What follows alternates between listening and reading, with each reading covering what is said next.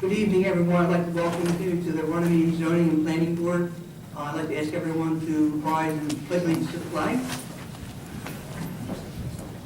I pledge allegiance To the flag of the United States of America and to the republic for which it stands, one nation, under God, indivisible, with liberty and justice for all. Thank you.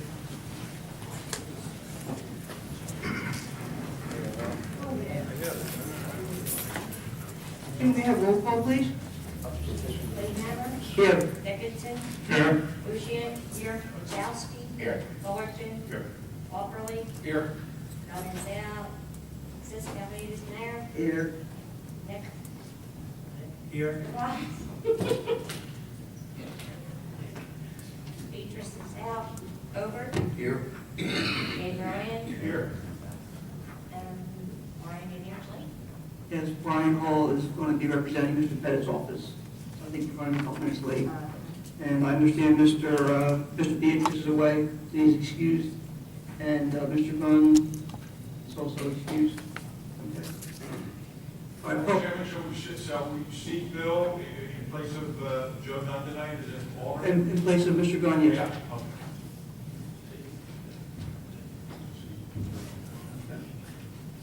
Public notice of this meeting pursuant to the Open Public Meeting Act has been given by the clerk in the following manner: posted on the bulletin board in the Borough Clerk's office, emailed to the retrospect and the Courier Post. First order of business is the approval of the minutes from the April 9th meeting. Does anybody have any questions on the minutes? Entertain a motion to approve the minutes of the April meeting? Okay, motion made by Mayor Calvadas, seconded by Mr. Dickinson. All in favor? Aye.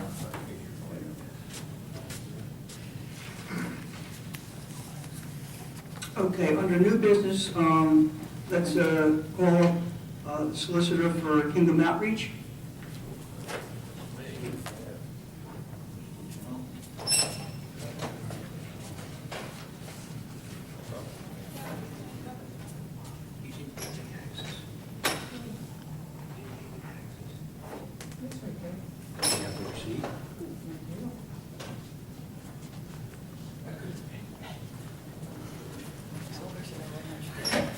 Good evening. Good evening. Could you hold ours off? My client just walked in, and I want to, she seems to have different information. Okay, very well. Thank you. You're most welcome. Mr. Viola, good evening. How are you this evening? Good. Good to see you. Come on up. Great. Yep, we have Broadway Business Center requesting a variance for a total floor area. Thank you. Members of the board there, Madam Chairperson. My name is Andrew Viola, with the law firm Alveda Viola. Here on behalf of the applicant, Don Washington. He is the owner of the Broadway Business Center, which is over here, 1010 Rose Avenue. He's one of 7 tenants in the Broadway Business Center. His business, Don Washington Electric LLC, some of you may know. There's also 6 other tenants. We're here, technically, we're here before the board for a use variance, but in actuality, we're not trying to deviate from general office. We need general office. What we're really trying to do is get relief from the requirement in the ordinance that 75% of the floor area of the individual units are office, as opposed to, it should be 75% office, 25% warehouse or something else. And we're asking for relief from that. The other tenants and Mr. Washington are all general office. They all need general office. It's very difficult to comply with the 75%. And in particular, the code enforcement officer, Mr. Knight, most recently disapproved the CO for one particular unit that's plainly office on one side, warehouse on the other. It's plainly a 50-50. But the tenant needs general office. It's just there's no way we can comply because it's split right in half. So rather than just come in on that one unit, it made sense since all the tenants really need some relief from the 75%. The other tenants are fortunately grandfathered in, so it's not necessarily a problem now. But, so Mr. Washington doesn't have to come back every single time he gets a new tenant in there. We're asking for relief from the 75% requirement. We're still gonna keep it general office, but we're asking for relief from that. And, you know, all the tenants would, and it would bring the rest of the tenants in compliance, by the way. So all the tenants would comply but for this 75% requirement. So I would present my client's testimony briefly to establish the criteria, and then we would ask for the board's approval. Okay, June, at 7 o'clock, we let the record show that Mr. Hall has arrived. Apologize for my tardiness. No problem, we're on the record. Yeah, I'm sorry for the interruption. Yeah, Mr. Washington, will you raise your right hand? You solemnly swear or affirm the testimony you're about to give this board tonight is truthful and accurate to the best of your knowledge? I do. Andrew, I'm just going to ask you one thing Yes. regarding, reviewed your application, and in your application, you say zone, the special economic development zone. Is that incorrect? Yes. Okay, you are, because Geo. you are in Geo. Geo. Okay. I don't know. The how- warehouse space was the permitted use in. Right. Okay. That's, I don't know how that happened. Yes, Geo is correct. Just checking. Okay, thank you. Mr. Washington, can you explain to the board why you think that your application would advance the aims of the zone plan? Yeah, the 75, I cannot get tenants in there, and it's too much, the 75%. Is it fair to say that your tenants need a general office? Oh, yes. But it's the 75% that's causing you a problem? Correct. Can you explain why you think it might be an undue hardship if you're not able to get relief? Yeah, I won't have my tenants in there, and that will come part of the neighborhood, you know, yeah. I have to turn it right now.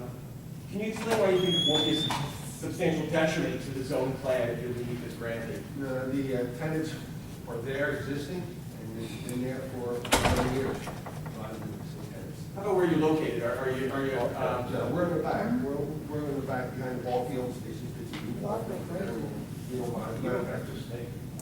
No problem parking or anything like that. Ladies and gentlemen, the point is that we're trying to advance the special reasons by suggesting that we are advancing the zone plan because we're keeping the area general office. It's just the ordinance so narrowly tailored, it makes it difficult for my client to comply. And we're trying to advance undue hardship, not saying that it's merely an undue hardship on the applicant, which of course it would be, but rather it would be bad for the neighborhood because you have this building here, it's been here for many, many years, and if we're not able to get tenants in there that are in compliance, then it's going to be bad for the neighborhood. And finally, we feel we established the negative criteria because it's not a substantial detriment to the current zone plan because we already have tenants grandfathered in that aren't in compliance with the 75%. So we respectfully request that the board look favorably on the application. Andrew, what kind of, the board would probably like to know what type of tenants are in there now if they don't already know. There's 2 electricians, like myself. There is a pottery club, I guess you want to call it, or it's not a school, it's a pottery club. An internet business that sells transmissions and equipment parts over the internet. A facility person that moves, you know, machinery and stuff like that. And a New Beginnings, a type of rehab. And all these businesses have use for office space. Oh, yeah, we got permits for everyone, and they all passed, and we all got variances, approval, continuing occupancy. But in addition to office space, some of them need warehouse space Oh, or yeah, other use of the yes, premises. it's all been. And sometimes that doesn't equal 75%. No.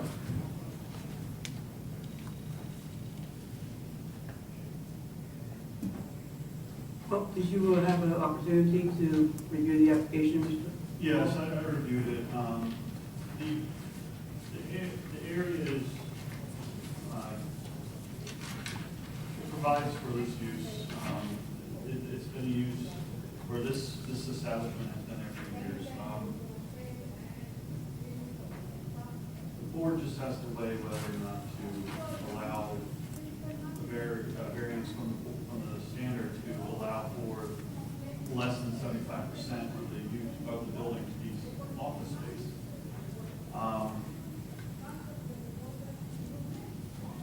Our office didn't see any issues with what's existing or what's proposed. We just would like some testimony as far as parking. I did notice on the sketch that was provided that some of the parking crosses into roads, avenues right away, across the property line. What, in front of the vacant buildings there? Yes. Residential? It's in front of, it shows the property line right there.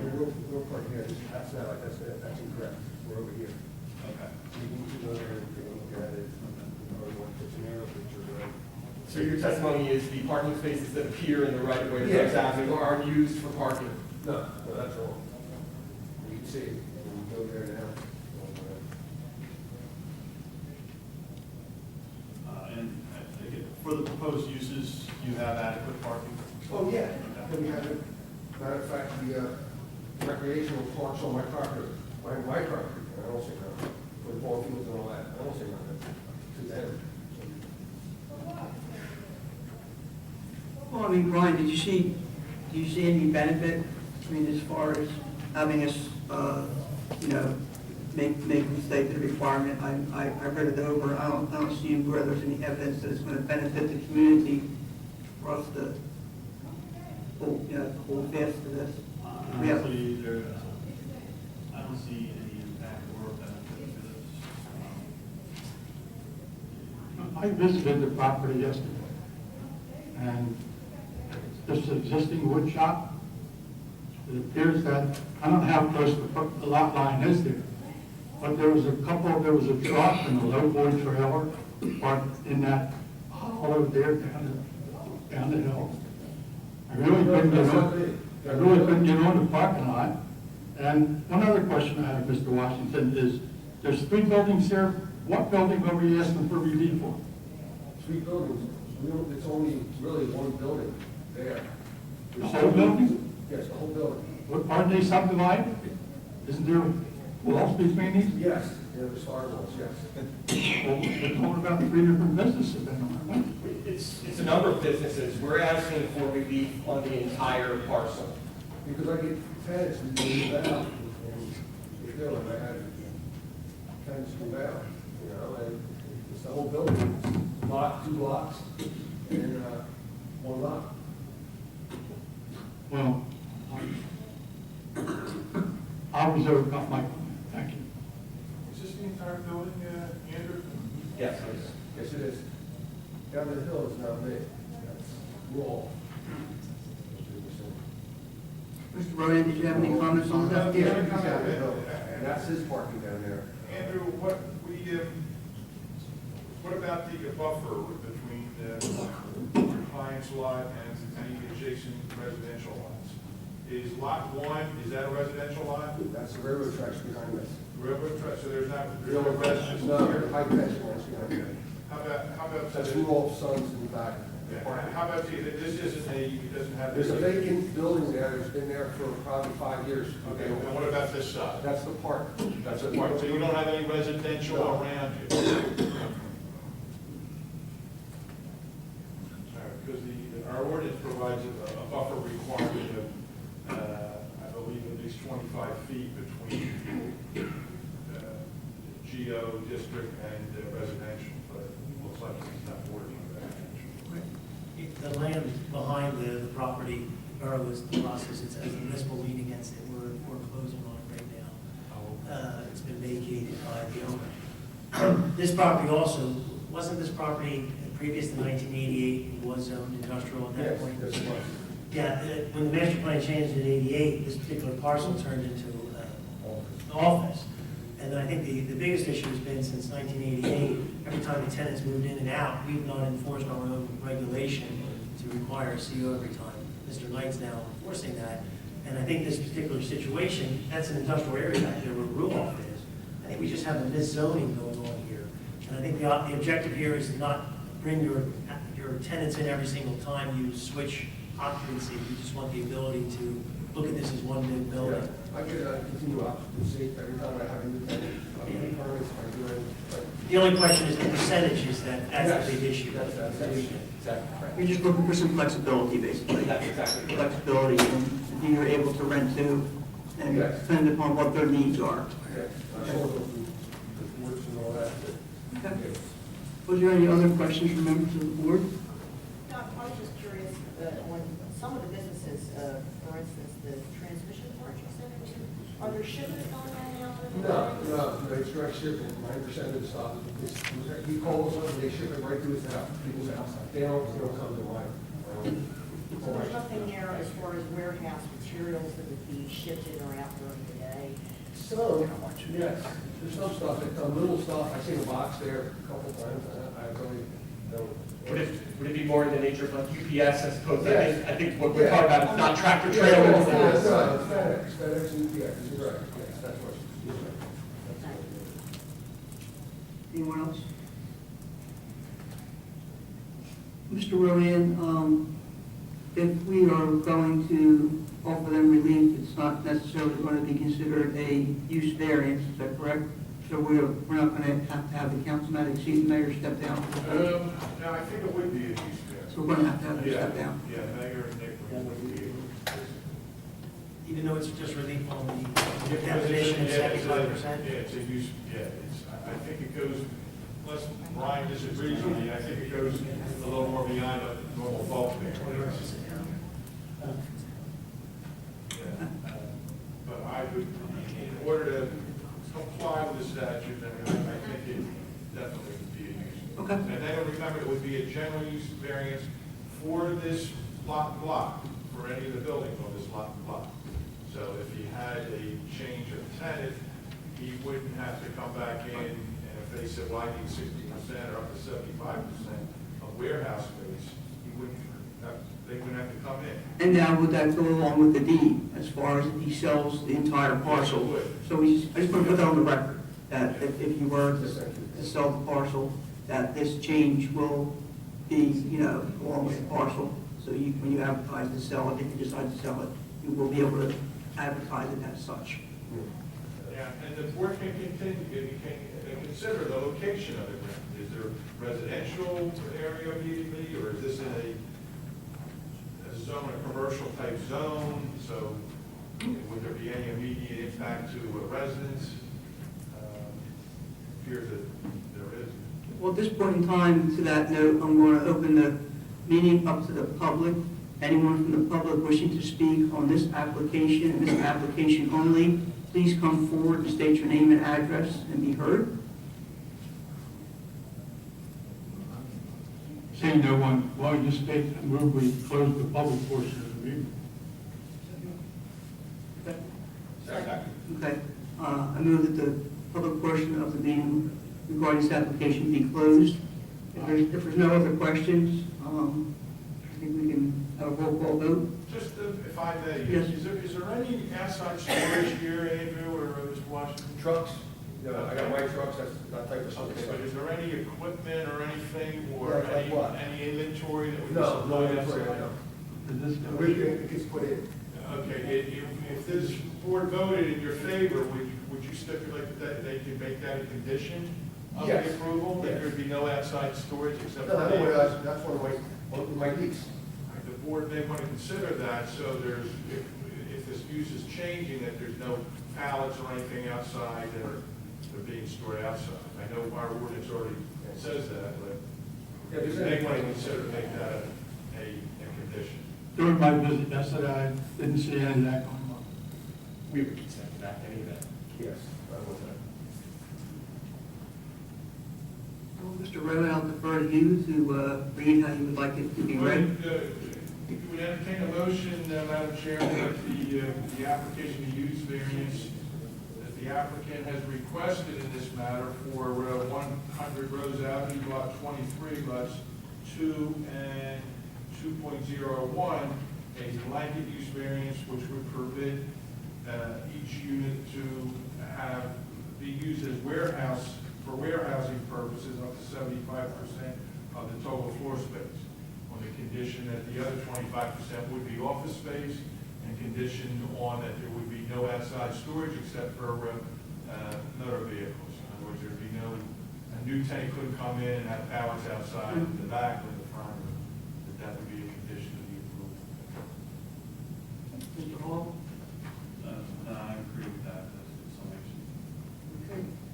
Jim, may we have a roll call, please? Playhammer. Yes. Dickinson. Dickinson. Yeah, on those conditions, yes. Bushian. Yes. Jaskey. Yes. Fullerton. Yes. Walperly. Yes. Alvatus. Use variance. And over. Yes. Okay. Thank you very much, we Thank really you. appreciate it. Nice to Good see you. evening. Council. Right, thank you.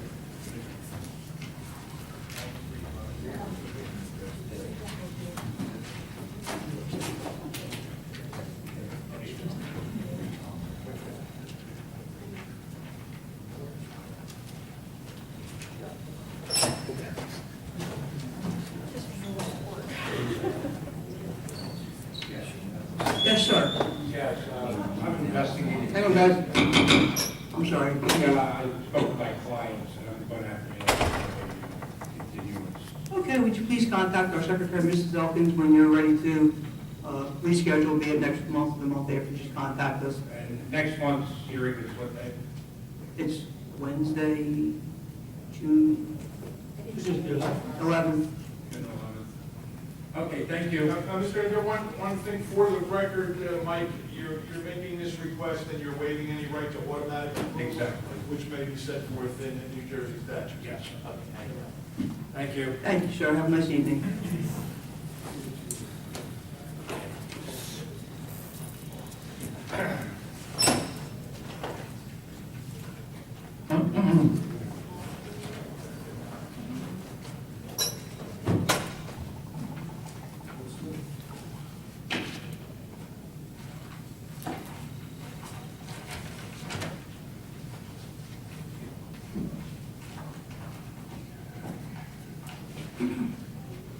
Mr. Tatey. And Mr. Bradley. Good evening. Gentlemen, raise your right hand, please. You solemnly swear the testimony you're about to give this board tonight is true and accurate testimony knowledge. I do. Just one question. We're here for a use variance and a minor subdivision. Can we take them separately? I would probably do the use variance first, because if the use, Right. you don't get the use variance, or you don't want the subdivision? No. Definitely. Do you want us to step in on those? Yeah, Mayor, Nick, yeah, you can't participate in the use.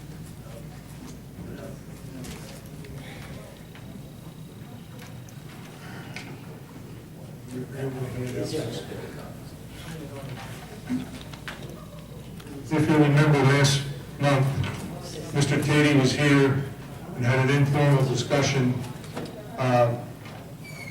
Then later on in the month, he got a hold of me and the question came up. He thought that he would make an application for this to be rezoned. And I told him it doesn't happen that way. What you do is you go in and ask for a use variance. So he worked up a plan, I think, and we're only dealing with option one, don't go to page 2. And I had him mark up a plan, so I think it's going to be easier to read, so he'll hand these out to you.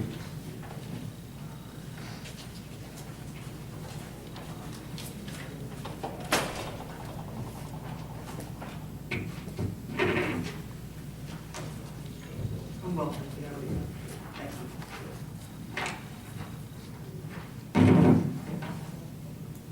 Thank you. From the bottom to the original set.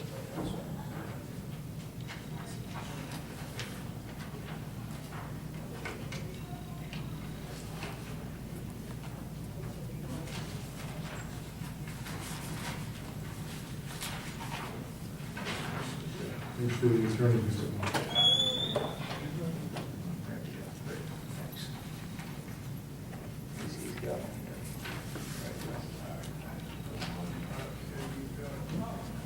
This property, as you can see, fronts on Second Avenue and also fronts on Clemens Street Road.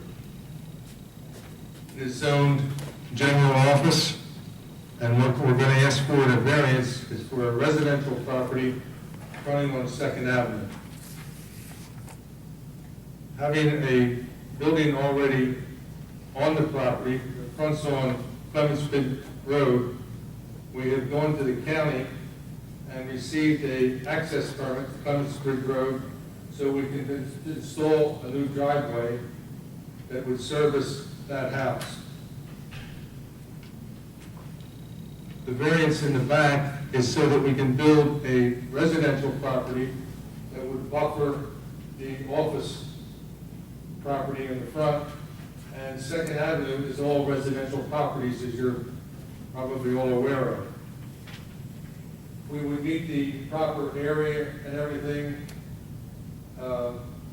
with the minor subdivision, which we'll talk about later, but we need the use variance to go with the residential property that would be in keeping with the rest of the properties on Second Avenue.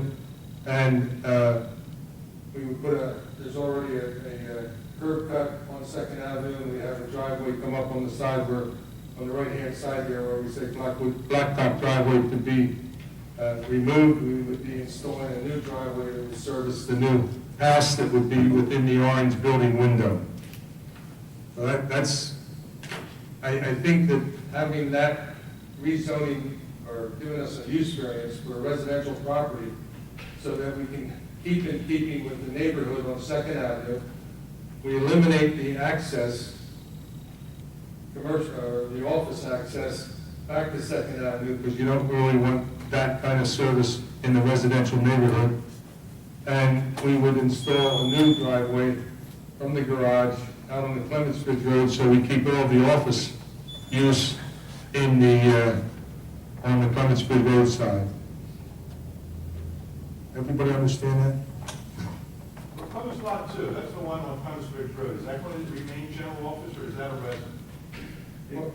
Right. It's residential. It's residential now, but it's zoned general office. And what we'd like, we'd like to, if we could, rent it as an office, and having it have the access out to Clemensford Road, being able to come in here and get a sign permit and have a lawyer's office.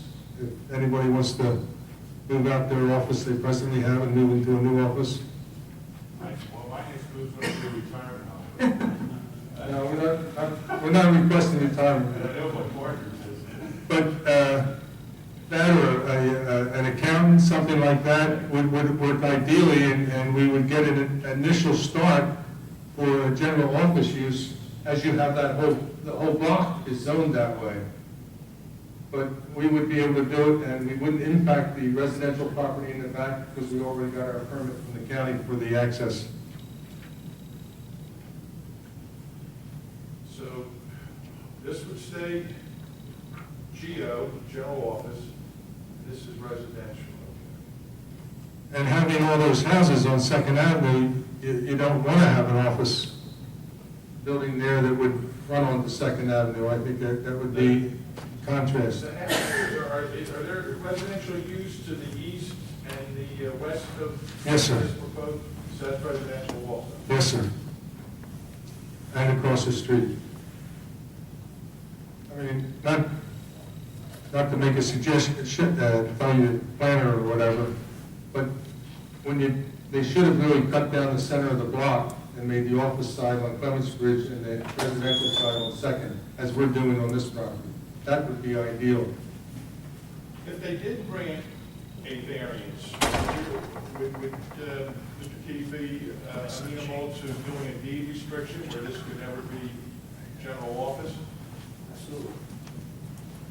The reason I ask that, once you make this to a subdivision, somebody could come back on and say, well, you got a variance, but now it's actually zoned general office, I want to put a real estate office in the back. They still have to come before us to make sure that there's parking and things like that. So if the board is inclined to grant a variance to allow residential on what's proposed lot 2.01, I would suggest that you require a restriction that it can only, once it's subdivided, it can only be used in that fashion.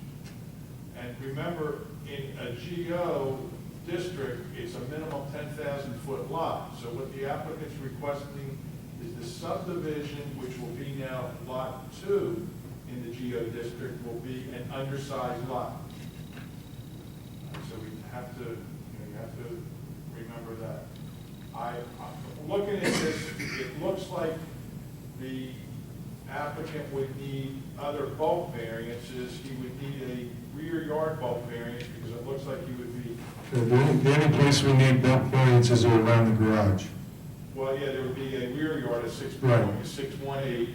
and the rear yard on And both you need a sides. variance for the buffer requirement between GO district and residential. In residential. So you'd be asking that there be no buffer here. On that 70-foot boundary, we would have one. Right, I mean, that's what they would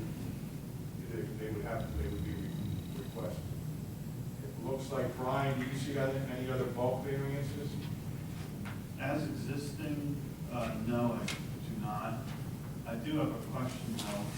If the existing building on Clemens Ridge Road is to become an office, will there be sufficient area for parking and to meet the other zoning requirements? Well, we're looking at installing a new driveway that would come up there. You're gonna have backing out onto that no matter what you do. So you're gonna have commercial use backing out onto Clemens Road. Clemens Ridge Road? Well, I don't know whether, go ahead. If it was to stay residential, would it be something that the board would be more inclined to? Because the house has been used residential for the past 50 years.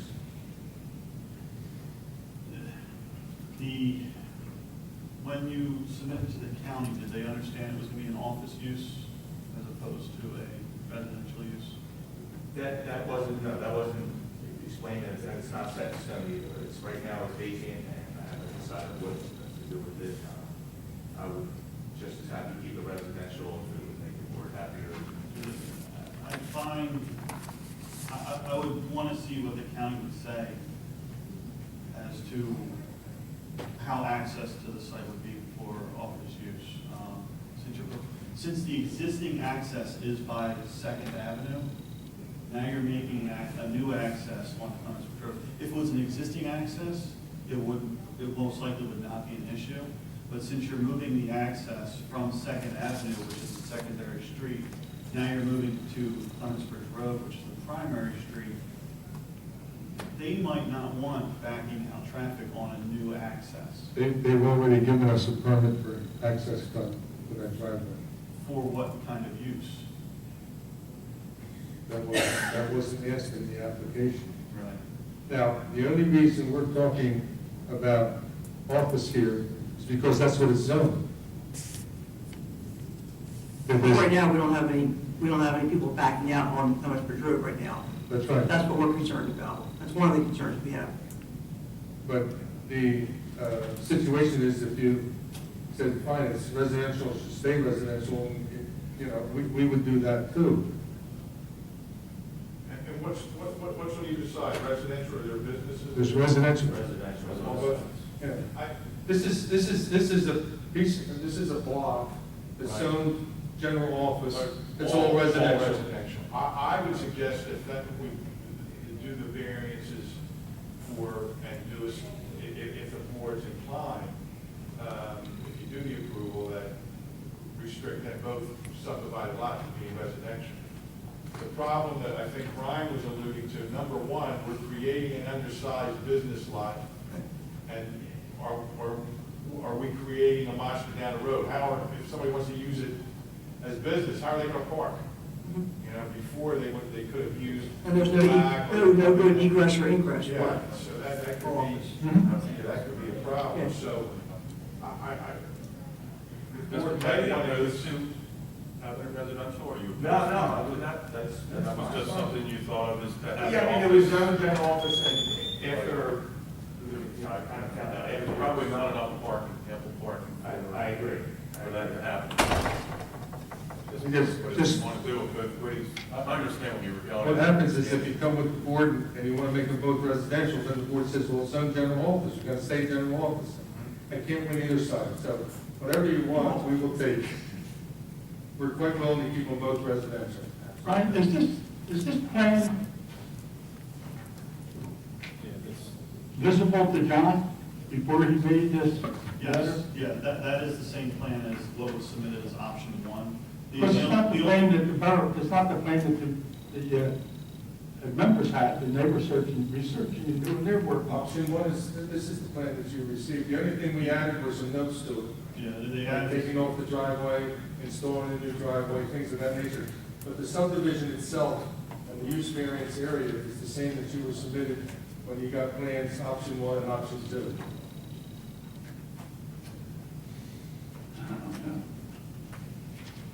You want to get on your checklist, Brian?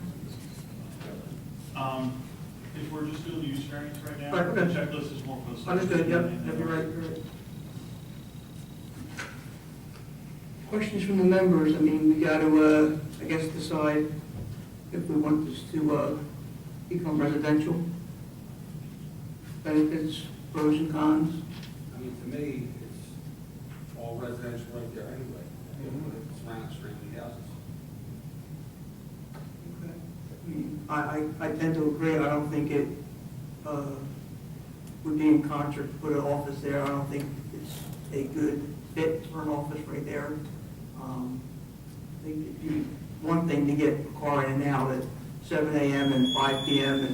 and do it, but to have continual traffic in and out of there, backing onto Thomas Bridge Road, isn't only going to create a hazard for the people going in and out of your property, but it's going to be a hazard to the people traveling down Thomas Bridge Road, children on their bicycles riding down the sidewalk. I just don't think it is a suitable property that people backing out onto Thomas Bridge Road myself. It was rented out residential.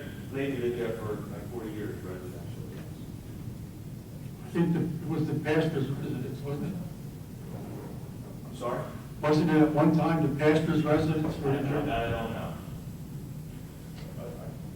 Should be all residential. The proposed building that you have here.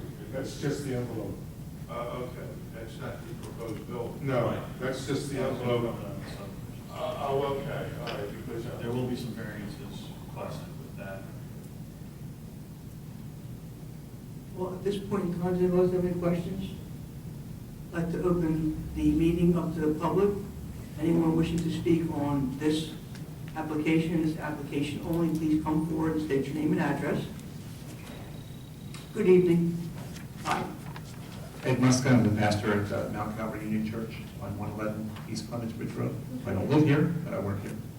And I'm not sure, please forgive me if my questions are Anne Marie, that was unheard of. Forgive me if my questions are not pertinent to the particular motion of the variance. I just had questions because our property is adjacent to this. You mentioned the curb cut on Second Avenue that's already existing there. That is actually a curb cut that's on the 116 property, which is not. No, that's probably curved. Is your property? That goes to the garage. 116 Yes, property yes. is our I parcel. thought you were referring to. No. Okay. Where's 116? I don't know. Sorry, 116 Second Avenue is immediately behind 111 East Clements Bridge Road, so it's to the, it would be to the east, to the east of the. So you're lot 11 to the end here? You're, We're here's lot right 8. adjacent. Here's Clements Ridge Road. Here's No. Second Avenue. Okay, over here. Okay, over here. Yeah, right, Okay, all we're right. adjacent to the property. Yeah, no, the next one. Yeah. Yeah, so my question is, my understanding, and I could be wrong in this, is that the previous owner of the house on Clements Bridge Road. Well, yeah, you're referring to here, right? Now, the house, yes. House. The previous owner had requested a variance for a subdivision on this property that was not granted. I don't know. Would you be able to speak to that question as to why that was not?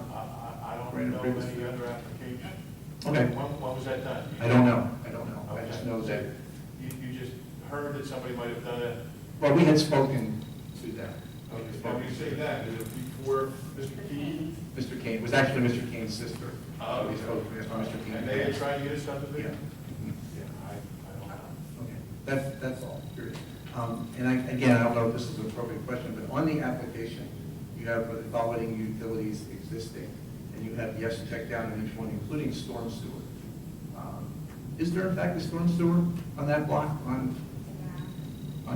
Well, there's not one on Second Avenue, but on Clemens Bridge Road, a storm sewer. That's one of the problems we had with our property this year with the water, whether or not there was a storm sewer. And the county said, no, there wasn't. And I know Mr. Kane insisted, yes, at one time there was, and there is actually a manhole in the sidewalk. And again, I'm sorry if this is inappropriate for this. Mr. Hall's right here. Mr. Hall's here. It's the engineer. That's what he's here for. But it's part of the application. Yeah, that was beyond our scope of review. I can do some research and find out, but as of right now, I do not know whether storm sewer exists in the county road at that point. There is storm sewer within Clemens Bridge Road at different points. This being a high point in the road, I'm not sure if there would actually be storm sewer there or not, to be honest. Well, I guess what we should probably do is, we'll stick with the variance at this point in time, and then if the members don't feel comfortable going into the second phase as far as the subdivision until we have ascertained whether or not we're going to have a drainage problem, we can continue the second portion of it. If there's ample questions with the board members and with the public, and if you're not comfortable with answering the questions to, any degree of certainty. Yeah, that research and that investigation was then taken care of. If there were any new improvements to the site, site plan review, we would have done that kind of research. With this just being a use variance and subdivision plan, and no proposed improvements at this time. Okay. So in other words, basically, if we decide to grant the use variance, we can do one of two things, I would think, is we can either go ahead and speak on the subdivision, and when Mr. Taney decides to make the improvements onto the property, he would have to come back to us, and Mr. Pettit Associates could do their diligence on if it's going to affect the roads or affect the storm sewer, raise the water table, anything of that nature. That's how you guys want to proceed. Anything else, sir? No, thank you. We were also, this second building on the second property, is it going to be residential? Residential, yes. I believe 1,600 square feet. Yeah, approximately 62, 40, one and a half. All right, thank you. Similar to what's surrounding it. Did you read the I don't know what you all say. Thank you. Thank you. Full Methodist Church to fund it, and all the community outreach has to do with it. There is a drastic drainage problem right there. All you had to do was look at the carrier post and this side. It was a public interest story, and all it talked about was how on a severe storm, how the water running down that road reached the top of the sidewalk, or the top of the Clemens Bridge Road, and caved the wall in at that church. And the church had to go through, well, the Veterans Bureau got involved in it, the Bricklayers Union, the Tile Setters Union, and it took them almost 8 months to fix the church that's right next door to that. It was damaged due to a water problem. But the other problem we have is we're not going to be allowed to do anything in that. I mean, it's a county road. We take county approval. And, I mean, for a minor subdivision, our impact is from the house built on Second is drainage. We could develop the drainage so it would drain out on the Second and not impact. The entire east side of the town drains to the Black Horse Place. Hmm?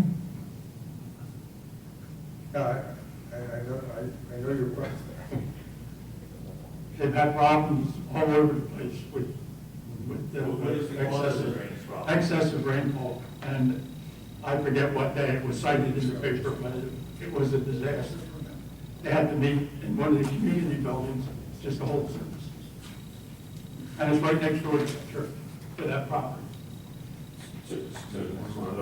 What did they determine the cause of the drainage problem?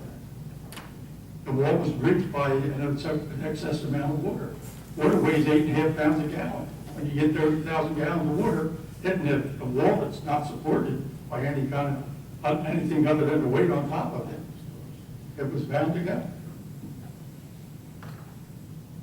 And that's what that, read the article. All I know is that there was a lot of problems in that area not too long ago, in the recent past of Runnemede's history. Okay, but I guess getting back to the use variance portion of this, I'm just trying to bifurcate everything, so we're dealing with one aspect of the application at a time. I think we're kind of leading into the other end of it right this second. Does anybody have any questions or concerns for the professionals or for the applicant regarding the variance portion of the application? Mr. Rowan, do you have anything? Yeah, well, I would suggest if you were entertaining and grant the use variance, you take a look at the surrounding area. Obviously, this is all residential here. I would suggest that you give a use variance for lot 2, which would then flow to any subdivision that you may agree to, with the stipulation that there has to be a deed restriction that's going to, the only use that you can use it would be residential use. So you can't go back. It would be, consideration would be, that the borough wants to keep it residential there.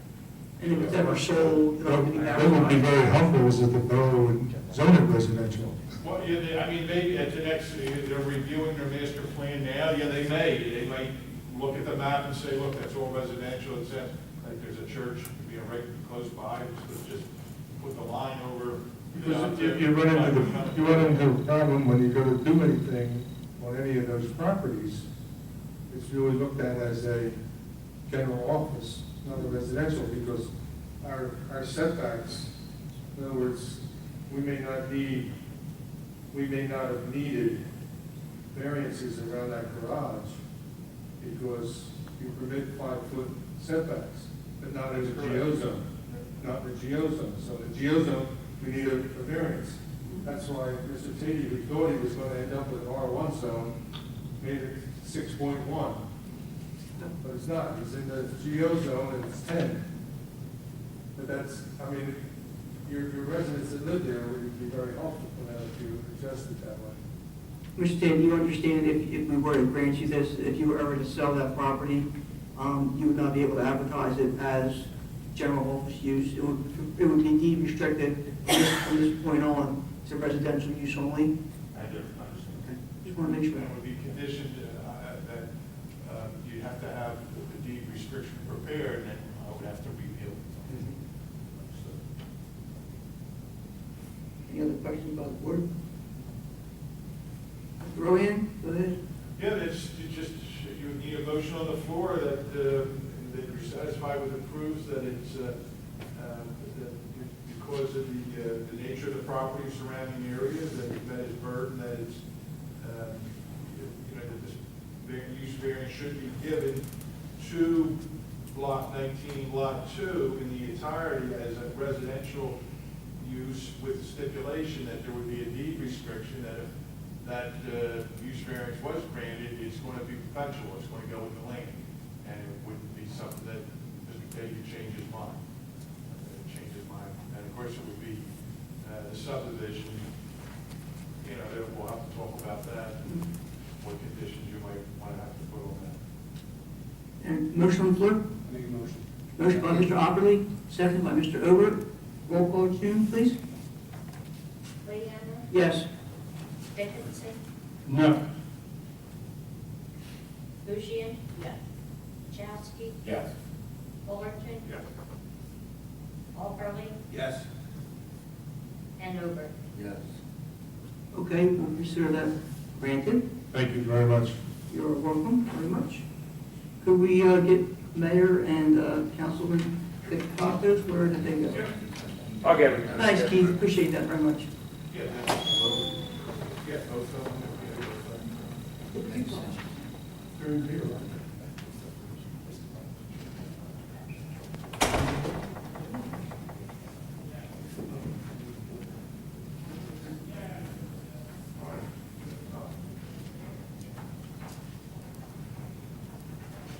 We're just waiting for mayor and councilman Capados to come back in until we continue on to the second portion of this application.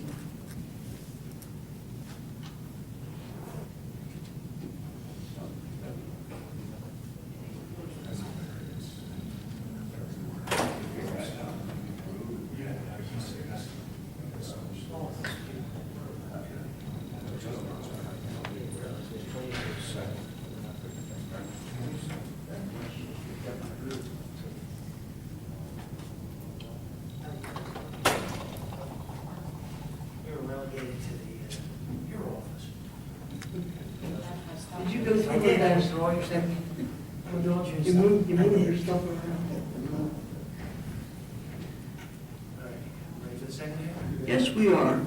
Just for your edification, we have just agreed to change the use of this property to be residential. That use will be perpetual, so if it's ever sold again, it will always be residential. Okay? We'll now move on to the subdivision portion. Thank you.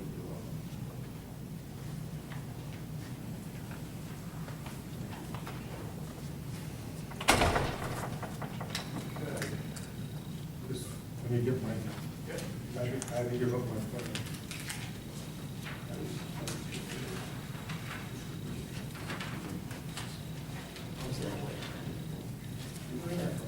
Now, when we looked at the subdivision, the setbacks we used were those for the general office, where we picked up side, on the one side is 10 foot, and on the other side is 20 foot, for 30. For the front yard setback, 25, rear yard setback, 25. The only place we run into a problem is the notch with the garage. And as I said, Mr. Teddy had thought that we would be in the R1 zone, and 5 foot was a setback requirement for a rear yard on a garage, and so he made it 6.1. And what we did was we made both of them, as it notches in, you see it notches in that, the building envelope, we made them both 6.1 on both sides. That's the only place that we deviate from the general office requirement. But even though you're granted a use variance to permit residential, you'd still be guided by the minimum requirements in a GO zone. Yeah, that's what I thought. Okay, yes. And that's why we, all of our bulk work, except for the rear yards, where we made them both 6.1 on either side, So off if, the back end of that garage. so you want, what's going to be proposed, lot, I guess the subdivided lot would be proposed 2.01? Probably. Okay, you're going to need a rear yard variance to where a portion of the building, as per the plan, the building would come within 6.8 feet, correct? Right. You also need a variance from the minimum lot size, where a minimum lot size of 10,000 is required in order to permit a subdivided lot to contain 6,560 feet, more or less. And you need a bulk variance for the existing lot 2, where there's a 10,000 foot requirement to permit a 7,750 foot lot. Right. And we also need a bulk variance off that existing garage. Where 25 is required, and, where I think what's required, 25 feet rear yard? Yeah, in the GO zone. 25, and both the side yard, side yard, you would need, You need a 10, 10 feet. You've got 11, correct? Right. So you don't need a side yard for this lot. But, and as you started out in your initial presentation, we have to go for variances from the GO zone. That's correct. Even though we have in essence, in the last action, deed restricted both of these to residentials. So, Well, you're gonna need side yard for the remaining lot too, because Yeah. the garage is 2.53 feet from the Yes. property. yeah, yeah, I'm not debating that, but I'm just kind of echoing the fact that, you know, we made it both residential, yet we're having to use the general That's office correct. standards, Yeah, yeah. which doesn't, in a way, doesn't seem fair, but Any that's why, residential. that's why there's, those variances required. That's correct. Is the house, this is the dimension of the house? No, that's the building envelope. In other words, that's the envelope in which you can build with the 25-foot setback and 10 and 25 rear yard. That's just the envelope, shows the setbacks. So you basically have your building footprint highlighted in orange, Yes. Yes. just to make it simple with, right all But you need a variance for this one, the northeast portion of the road. Right. Now, as far as the grading plan and those issues, what we'd like to ask is that when we submit our, for a building permit, that we show a grading plan for the property, for the house to be built on Second Avenue, and also to show how the ingress and egress. In other words, we might now say that ingress is on the right side, and then you get somebody that wants to buy and build a house and one on the left side, then we'd have to come back. If it's all addressed at the building permit stage, then we know how big the house is, how we can address the drainage, and at that time, you can also make sure that any development on Second Avenue drains to Second Avenue, and doesn't add to the water problems down on Clemens Creek Road.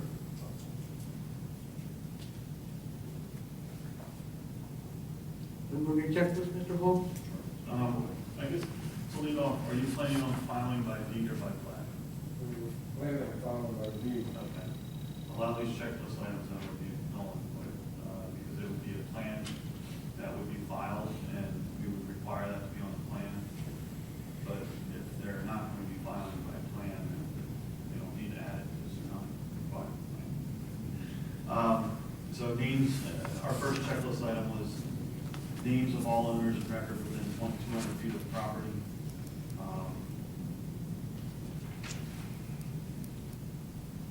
I would grant them a waiver from that since they're filing by deed. Along with number 5, providing a key map with zoning district boundaries on it. Number 8, We do have deed restrictions that you just asked us. Yeah, they'll be reflected in your deed also. Right. no other existing covenants or deeds on these properties.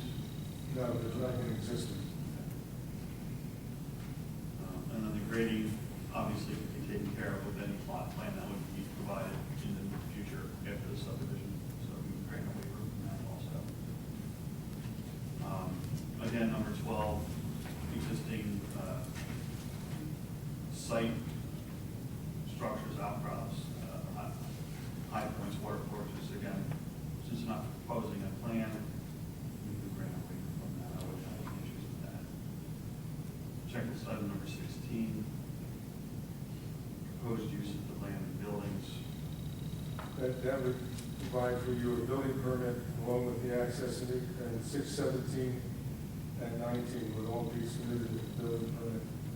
So they can all be reviewed concurrently. And I agree with that, so we can grant them waivers for the subdivision review. There's no way, 19? 16, 17. Okay, will all be provided when they submit for a building permit. That's when they should all be addressed before built.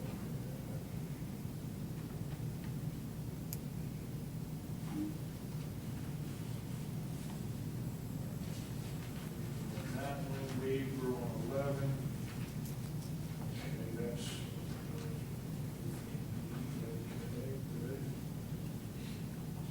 All right, 4 and 5, waivers on those two, right? Correct, yes.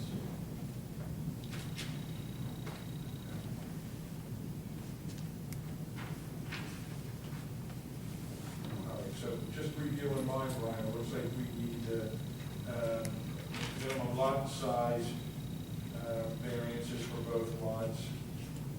We need a rear yard variance for the proposed lot, for both lots, and a side yard for lot 2. Which is the existing lot. Existing lot. Okay, because the existing garage is there. Right, okay. So to permit 11 feet on one, 2, 4, 4 on the other.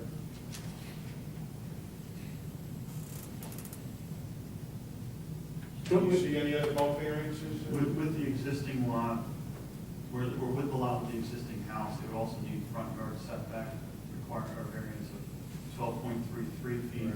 That's a pre-existing condition also, but you still need the variance. Where's that on this map? That's on the front yard setback, where the porch is. Right there on Clinton Street. 12.33? Right. Yeah. And then the combined total side yard setback of 13.44 feet, where 30 feet is required. But it shows 30. But The existing house? Yeah, 17.71 on one side and 32.62 on the other. Right, but it's Yeah. combined on left and right side. Yeah, I mean, 30. Right? Yes, but it cannot be any less than 10 feet on one side, so we're going with the 2.44, so. Oh, I already had that, yeah, yeah. But for the main building. Oh, I thought you meant the main building, okay, on the garage, you're pre-existing on the garage? The garage needs a variance, but the main building doesn't. Right. Right, okay. So the front yard. And Ashley, could you give me testimony again as to what we're going to do with these driveways? Are we going to have the one driveway exiting out to Clemens Bridge, and then we're going to have if we grant you the subdivision, you're just not sure of the placement of the driveway that's going to be exiting onto Second? Where it says bituminous, on Second Avenue, to the right of the orange box, it says bituminous. Yeah, I see that. That's going to be removed. Okay, right, so the blacktop driveway to be removed, I get that. That driveway, what we hope would do, would be, we'd still be able to use that same curb cut there and come in and have a side entrance garage on that house. But, I mean, the buyer is going to tell us where the garage goes, not us. So, I would like to use the existing apron that's already there. right. The other one, we would be installing a new driveway on the existing house. Okay. What are you going to do about that encroachment that you're creating in the back? With the This- side, with yeah, the with the sidewalk, walkway would be relocated. Okay, so, okay, all right, fine. Thank you. You're still gonna want to walk way back to the garage, it's just not gonna go. Well, access project.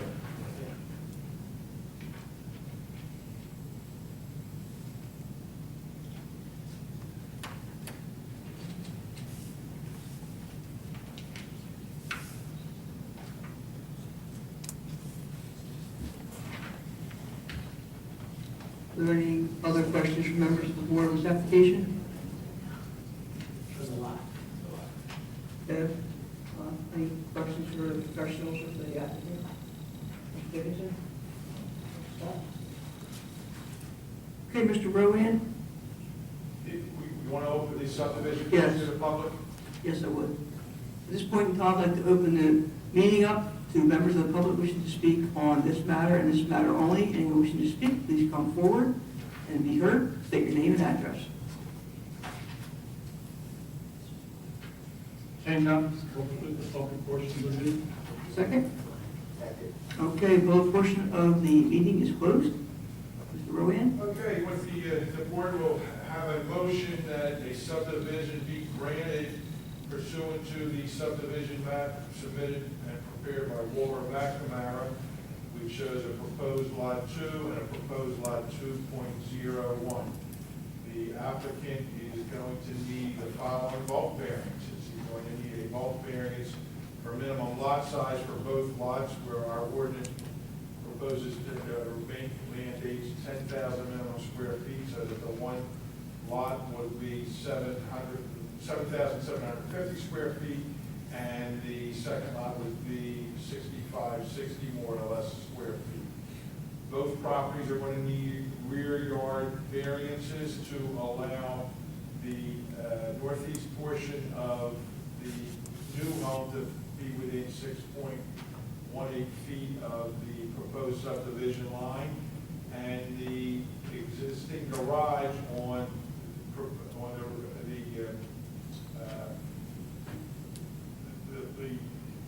the old lot is, we're going to need a rear yard of 6.18 feet.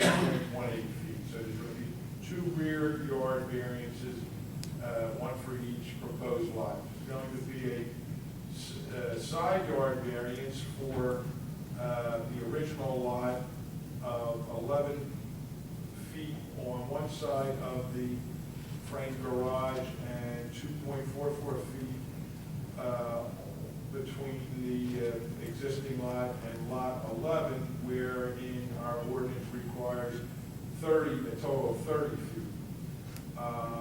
We're also, one of the original lot is going to require a front yard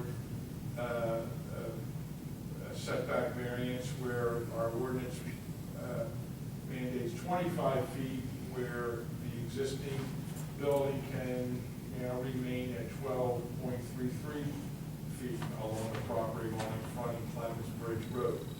The consideration for the subdivision, the applicant is going to remove or relocate the existing walkway in order not to have an encroachment onto the proposed new lot. The variance should be conditioned also, not the variance, excuse me, the subdivision, that the applicant is going to perfect the subdivision by a preparation of deeds, which both deeds shall include language that will go with the land, that both the development of the building on either one of these lots will be for residential from now until perpetuity, or until this parcel would be maybe someday rezoned. That would be a condition. Brian, I don't think, is there any other ones that you see? No. I think your summary was accurate. I don't have anything to add. So that would be the motion that would want to be made and seconded and thereby voted. There a motion on the floor? Do the motion. Mr. Oakley, second by Mr. Fuller, can roll call you? Playhammer. Yes. Dickinson. No. Bushian. Yes. Chowski. Yes. Fullerton. Yes. Walperly. Yes. Cal Davis. Abstain. You can vote on this. Oh, I'm not going to. Yeah, you can, it's not easy, you can vote on this. Okay, yes. Gladys. Yes. And over. Yes. Okay, gentlemen, very nice to see you. Thank you very much. You're welcome. Good luck, fellas. Get those deeds in 50 days.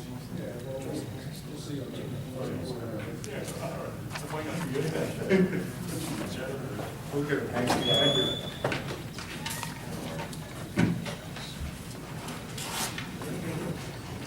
Yes.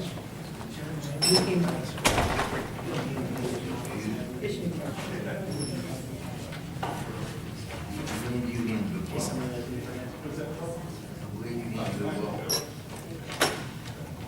Okay, under new business, we have some informals.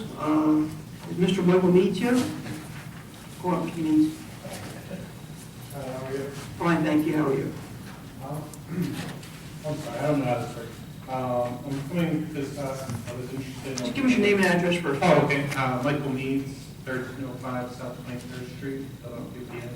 Okay. Good, sir. I was interested in opening up a tattoo shop inside of town. There's a lot of traffic. My uncle lives close by. I noticed there's empty businesses. I'm currently managing a shop down the street, down in Camden. It's not doing well. It was supposed to be a farmer's market. And management's just not doing what they're supposed to do. So I'm looking to go out on my own and, open up a fast food shop. And I guess you want to, first of all, I spoke to, Mr. Knight? yes, and he said that I would need a zoning or use variance. Yes, Mr. Brandon, I don't believe that's a permitted use anywhere in the town, am I correct in that? Mr. Rowley? I'm not sure I would reviewed it, although section 341-5 sets forth regulations regarding tattooing and body piercing operators and practices within the borough. So I'll have to look, if we have an ordinance that regulates it, it must be permitted You somewhere. just wanting the listed permitted use? Yeah, I guess. so it might, if it's not a listed permitted use, you would need a use variance, but there is, we do have an ordinance that you have to familiarize yourself. I'm very familiar with it, actually. I went through all your zoning codes and everything already. I already meet all of those and exceed them. I'm already registered in Canton County with the health department. Yeah, I think the county does that. And Yes. there's a state Yeah, regulations. I actually have my certificate that I'm a clean shop and everything Okay. from. Where were you thinking about putting it? Actually, it's 3 doors down, 34. North Blackhorse? North Blackhorse. That's a commercial zone? Yes. But the corner property, right? Yes.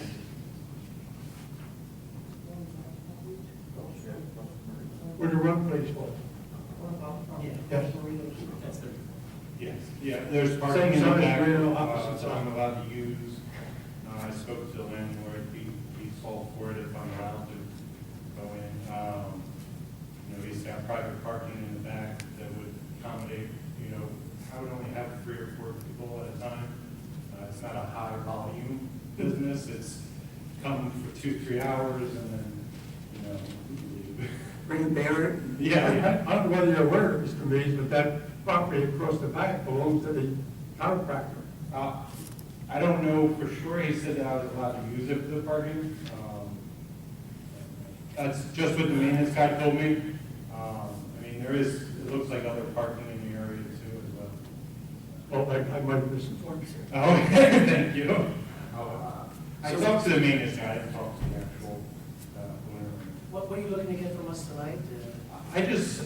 I wanted to know how you guys felt about it before I went and proceeded. I don't want to bring anything into a town that they don't want.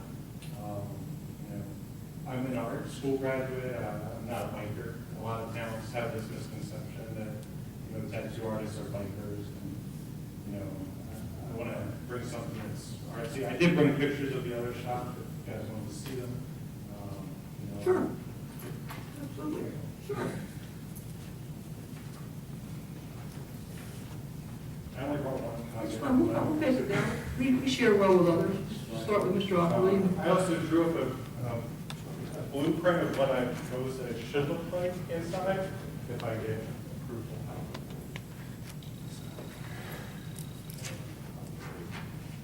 Just reviewing the ordinance really quick, there is no set aside for a tattoo parlor, but as discussed, there are areas where it does say that they must meet the county health department standards and all that. There's no approved zone Right. where it's approved use. Right. But it's not a prohibited specific. Right, location. exactly. Yeah. It's not a- So what you'd have to do, you'd have to make an application for it. See, if something's not we have a list of like approved uses. Okay, then you'd have to make an application for either interpretation or a use variance. Okay. But we do have a chapter 341 is extensive regarding what our requirements are in the borough of Runnemede. Okay. But it doesn't say where it's permitted in what zone. Yeah, it doesn't say, yeah. From what I've understood is that nobody's had one yet, so No. that's why there's no building zone for it. There's not in Runnemede? No. There's no, I think the closest one is down the Black Horse Pike, near Hilltop, yeah, it is. Then, Hilltop, yeah. Wasn't there a moratorium for needles in the tail. Yeah, I seem to remember that Do you too. remember that? I don't know if that affects the Yeah. tattooing. Well, their licensing is actually through the county and the state, is Is that all regulated by? Oh, yeah, it's all regulated, it's regulated by the state. My piercer's an ex-EMT, so I've been doing tattoos for 10 years. Yeah, I believe there was one in Glendora at the corner of Evesham and the Black Horse Pike for many years. I think it was there. Yeah. Then Walgreens bought it. I mean, does the board have a feel maybe if they did, if such a business would be the first in the borough, where, do they have a preference of where, you think where it should be located? Well, obviously not in the residential zone. I mean, I think a commercial zone, you know, which is where he's looking to go is, I think, appropriate. You know, I think it's become very mainstream. You know, I think it's something that, you know, does have some type of stigma attached to it, unfortunately, you know, and not necessarily rightfully so. You know, it's very mainstream nowadays, and, you know, to me, it's a business like any other business. You know, it's going to be, you know, overseen by the state and the county for the health, and if there's any problems with it, you know, it will be overseen by the police and like anyone else. I mean, I think it's pretty much become a mainstream business. That's just my feeling from one person, but I just, you know, Brian, have you had occasion to sit other towns where they've had I have not. No. No, I have not. I think, Dave, maybe we should get an interpretation of whether or not we should get an interpretation or just go for a use variance. I was going to maybe suggest, Mike, are you going to be represented by counsel? No, I would be a sole proprietor. Okay, all right. I mean, you may want the advice of counsel, but if I was to do it, I would probably do an application twofold. Do one, ask for an interpretation, and secondly, do a use variance. If a board then interpreted in my favor, I would drop the application for the use variance. And that's how I mean, you could make an application for an interpretation by this board. And although it's not a specific designated use, they might feel, well, it's, you know, it's a mainstream thing now that it would have been an intended use. Or they may. Just don't know the interpretation. The only reason I know about the use variance is because I had to go through with Camden. Right. Because there's so many tattoo shops that they put a stop to it. They put a number of how many you can have, so you would get a variance to go beyond that number. Yeah, Okay. so that's the only reason I know about that. Well, the interpretation, obviously, in a commercial zone, they can't list every possible use. You know, you could have a karate place, you could have a taxidermy, well, they're not listed. So the New Jersey statute takes a strict view and says, if it's not listed, you have to do a use variance. But you can ask the board, well, listen, would you interpret this for me? My business is a tattoo, I'm a tattoo artist. Would this come under a business that would be a permitted use? If they said no, then you have to do a use variance. You know, then you have to prove that. That's why you may want to seek get counsel. You know, it might be a good investment, and you know, do it that way. I mean, we do have, which is in your favor, a whole section regarding tattoo artists. Yeah, quite extensive. So that would lead me to believe that at some point the town fathers anticipated this type of business coming to their town because they prepared for it. Okay, did we answer all your questions, sir? I believe so. Okay, thank you for coming, it's nice to meet you. Good luck. Mr. Lemire, Mr. Michael Lamare. Doesn't look like he's in the room. Okay. Did Mr. Lamare call you? Cancel? Okay. Mr. Salty might be. Okay, we have Jeff Arnold. Well, all right. I'm fine, sir. How are you tonight? Good. I told my son, we'll hold that for me, hand out some more versions of that so everyone can see it. Unfortunately, I don't have my copy, I apologize. Sure. Thank you. Thank you.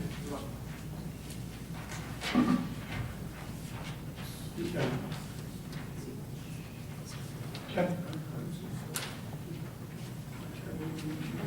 Working on this one.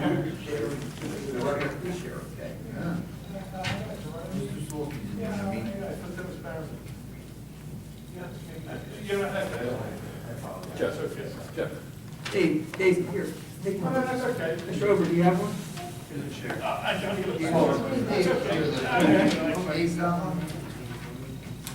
I was just listening to you talk to the applicant before this, and Who's your name and address? I'm sorry. Oh, I'm sorry, my name is Jeff Arnold, 127 Avondale Avenue in Haddonfield. Just listening to the applicant before this, and I've spoken to Keith Knight, I guess, 6 weeks ago about this property, which is the Mr. Salty property, right on Clemens Bridge Road. Here's Mr. Salty, they own this additional ground on the side here, and then this is the Runnemede Shopping Plaza here. And we're going to look at using this as a self-storage facility. I actually thought I'd been coming in tonight for interpretation, but it sounds like I need to file a formal application for interpretation. No, what, are you the owner of Mr. Soft? Mr. Conway, right here. Oh, okay. Oh, all right, so, but this would, Mr. Conway, this would go, proposed storage center would go on your site? Correct. Okay. Yeah, what we end up doing would be a subdivision of this piece of property. Oh, it's gonna be subdivided? Yeah. So That's you- it. That time we're just talking about the zoning of this. Oh, okay. And I talked to Pete Knight about this before. The property is in special economic development district, which allows for bulk commerce, light industry, and other industrial uses, including a public garage and a warehouse.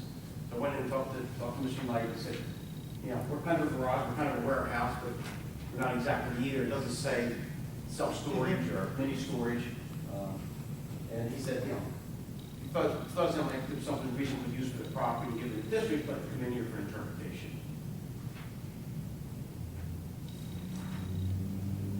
Do we have any self-storage? We do not. No. We don't. You got a lot of new things today. It's a small town. 5.96. Lawnside has one, Belmar has one, Gloucester has a couple of them, but there's none in that. Runnemede. This is the special economic development? It works, it makes sense. Belmar's got one. I said Belmar has one, and Gloucester has a couple Belmar has of two. them. Lawnside has one. This is one lot. This is where all the sales I'm sorry. Excuse me, it's one lot, sir. This is one big lot. Actually, this is 10 acres right here at the Mr. Salty site. They occupy about 5 acres of it. The additional 5 acres is theirs. We end up subdividing off. There's another strip that runs in here. It's 50 feet wide. It goes back to this 14 acres, which is the back end of the Runnemede Corporate Park. I think originally before 9th Avenue went out to Clemens Bridge, the way it does, it was going to come down and run through here. He's got the use of that property, so want to purchase that 50 by whatever, it's about an acre, piece long here. So From it's Richard's 6 acres. Soil. From Richard's group has that right now? Yes. Richard's group. so Yep. Yep. He's willing to sell that piece of it. You're talking about outlined in yellow. I'm sorry. The area you're speaking to is outlined in yellow. It's outlining yellow. Yes, I'm sorry, yeah, these would be the buildings here. Oh, those, It'd be the whole property. Mr. Salty is going to remain. Mr. Salty's will remain, the shopping center remains, nothing else changes there. You got industrial use, you got a shopping center, you got this industrial ground over here, and Clemens Bridge Road. Are you looking to purchase this, Mr. Arnold, or are you going to be renting the property from Mr. Khan? We're gonna be partners in it. There's still gonna be owners. Okay. but you're gonna subdivide that piece off? Yes. Okay. Mhm. Okay, Yeah, so for financing purposes and other Mr. Conway will still remain, reasons, for financial reasons. will still remain the owner of the property. Yes. Yeah, Jim and John Conway is his cousin will be owners of the property. Yeah, it doesn't say anything about self-storage or mini storage. It doesn't say. It says That- that- including any- public Is this garage, Mr. Stoutland? It does that for garages and warehouses. warehouse. I think it's pretty close. Yeah, I mean, I don't know how it else feels, but a garage, a warehouse, this is just the same it seems thing. that it would be. I think it's pretty close. What were you planning on renting it out for? It's gonna be a self-storage facility? You know, So, cars or? No, there'd be multiple types of uses in there. Typically, with a self-storage facility like this, we end up with about 500 units. The sizes in there will vary from 5 foot by 5 foot to 10 foot by 30 feet. And you'll get about 30% of the people in here will be business users in the area that don't have enough storage on their own site. The other 70% will be residential users in the area. And for the most part, you get people storing furniture and Because we're always asking about the gas. Fertilizers, anything else? Now, they haven't passed the litmus test on what they're going to store. Now, are you, is going to be an office in the front, is that typical Yeah, office? right here in the front would be doing, I can show you one other real quick. Set of photos.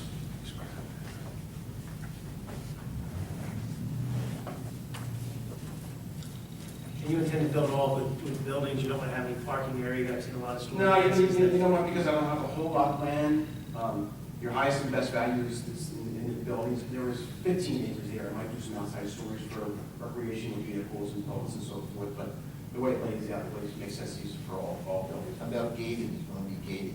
Yeah, so the entire property will be fenced, across the front, we'll do a very, To get in? I'm sorry? A code to get in? Yeah, there'll be an access gate with an arm lift, and everyone that has a unit there, a separate code. There'll be an incredible security system throughout the property. It's pretty standard stuff for all these facilities. Here is, these are pictures of the other facilities right in this area. They're all owned by Gloucester and, Being gated. Is that they're ready if you want. Yeah, you can see. is that done for aerial view purposes? They all go on trees. Sorry? Is that done for aerial view purposes? All your trees? You can see them. Well, part of the business is you want to be able to see what's happening there. Back up next one. Do you foresee a lot of variances for these buildings? Did you look at that at this point? No, but if you look at the, if you look at what I have on this plan I just sent you, there's not required. No required. You can see I got, again, this is very rough. We haven't done any engineering, so I still got to do topos, I got to do wetlands, I got a lot of work to do before we get to that point. But the way we laid it out here, there's no variances. No variances, you got the buffers, you have Yes. everything on the Yeah. side. Mr. Arnold, isn't most of those properties outlined in yellow, or beige properties that get in them from the ground? Yeah, the yellow rectangles on there would be the buildings themselves, and they'll be outside loaded, Garage doors. like a garage. So you see on this first page, those orange doors there? So they would be accessible from the ground? Yeah, they would be accessible to everything would be. Oh, right up. Any two stories? Never been those doors? All one story. All one? Yeah. Was with my son, used to have the grand There are metal buildings with garage doors in the front. Every one has an individual lock. These are all one story, you're not going to do two? All one story. All one story. Okay. Yeah. The first building there, the biggest one, I think this is show you. This building here is a little bit larger than the others. That's probably going to have some kind of climate control system in it, so what we're doing is to be able to access the hallway inside. That way being in here, that you see, so people want to store our zoning sensitive to heat and that's what they want. Places to So store stuff. people come here with either driving a flat, Yeah. straight truck, or they'll be pulling something in the landscape trail or Could be something. any, it won't be any tractor trailers, we don't have any tractor trailers going through here, but. And they're trying to trail or something. No Cars turning radius there for a tractor and trailer. SUVs and vans. It's the bends in the middle, it's not that. I'm gonna have a truck that I'll lend out to people as they, as they, their rent units. Free service. Yeah, I think, I You won't personally, rent the truck, you'll provide it as a service to the When, tenants. for the initial move-in, you get it as part of the move-in. If If you want to use it interim times while you're there, or you want to move out, then you pay for rent. Well, I personally. What's your concern there? Well, if he's renting to the public, then it would be a rental yard also, and then I'd have to check the zone for that too. There's a lot of storage places do that. Yes, yes. Lighter, U-Haul. Yeah, no, But if he rents to his tenants, then it's closed public and it's just to his tenants. Yes, exclusively for the use of my tenant. Not that it would be an issue, I don't see, I'm just trying to make sure. They're putting the paper every day, private sale, private property, public sale. I'm sorry? They're in the paper every day, sale, private property for public use. So we typically, The entire property would be fenced. There'd be one entrance here, office here, there'd be a gate right here, no one gets in and out of the property, doesn't have units. Every unit is individually locked by the tenant that rents the units. Be limited access, probably from, I'm not exactly sure exactly, it's determined by the market, probably from 5 or 6 in the morning to about 9 or 10 at night. Occasionally you might have to do a business, give them after hours access, and you charge them an additional fee, and give them a special code, they get in there, might have someone who's in the fire damage restoration business, and they can get their equipment out there at nighttime, or someone who's storing snow removal equipment, they might come in, just snowstorm at 2 in the morning, okay, snow equipment, they're having to be able to get in there, so.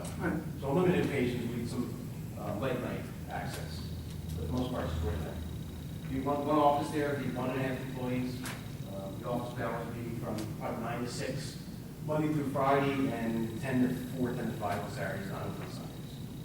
Well, I think this property particularly does lend itself to this type of a project. I think it would probably bring some people into town that typically might not be coming into town. Hopefully they'd stop in and buy a slice of pizza from one of our pizzerias, maybe get some gas from one of our gas stations, and bring some people through the town to do some additional commerce that otherwise may not be coming to Runnemede.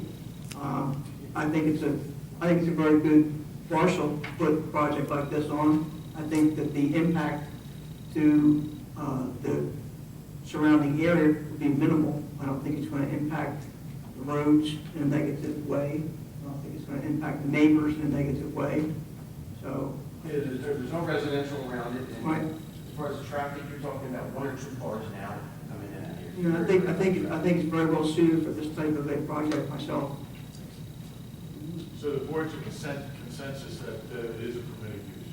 Okay, I would suggest that when you do the plan, you do it by way of a subdivision too. okay. All right, so you don't have a lot of mixed uses on one lot. It's my own opinion, but the board might want to like to see a subdivision. Do we take on, we pass a resolution saying that we see it as a permitted use, or we do? No, I don't think we have, because he didn't make a We can't do anything formal tonight. application, he just got the feel of the board and yeah. Okay, so I don't need to go for a use variance, and I can now come into planning board for approval. You come in for, your subdivision and your site plan approval. Okay, all right, you don't want this. There also any questions for the, No, I went down there, I read the minutes, I went down there to try to get on the property today, there's a sign here that says private property. So I reached the driveway, and I turned right around and came out.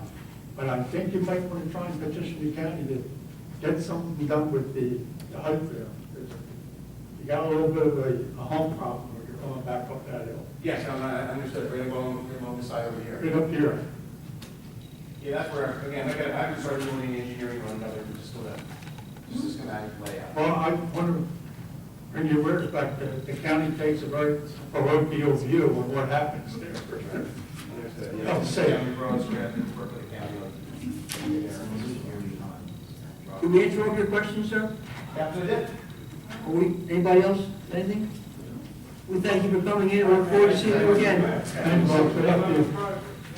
See you hopefully in a couple months.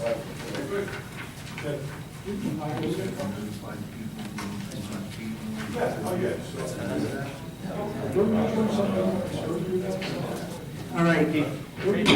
How are you? Real quick, we got some housekeeping we want to do here. Mr. Knight, I didn't have all this. did you want to come up and discuss the new language that on the setbacks? I'll catch up. I'm sorry, Jeff, for you. That's all right, not a problem. As long as they're on.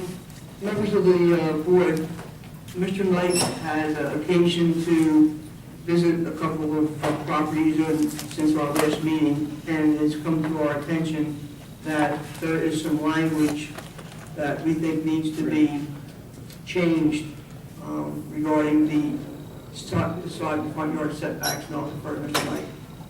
Yes, under the R1 district, there's a section in 395.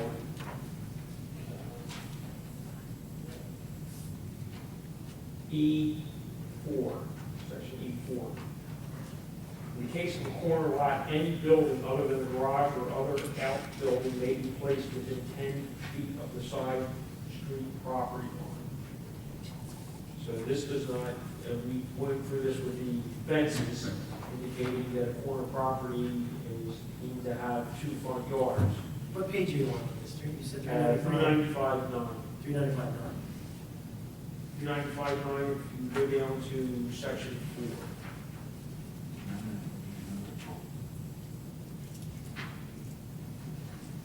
Commercial C districts? No, R1. Residential 395. 395.9.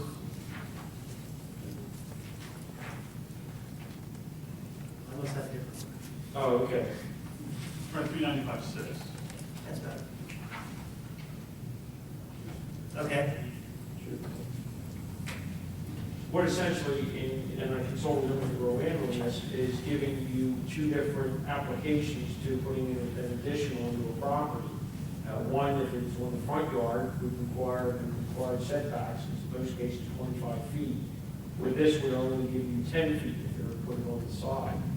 And again, I think the intention was with the fences to treat the front and side yards as the same as having 2 front yards.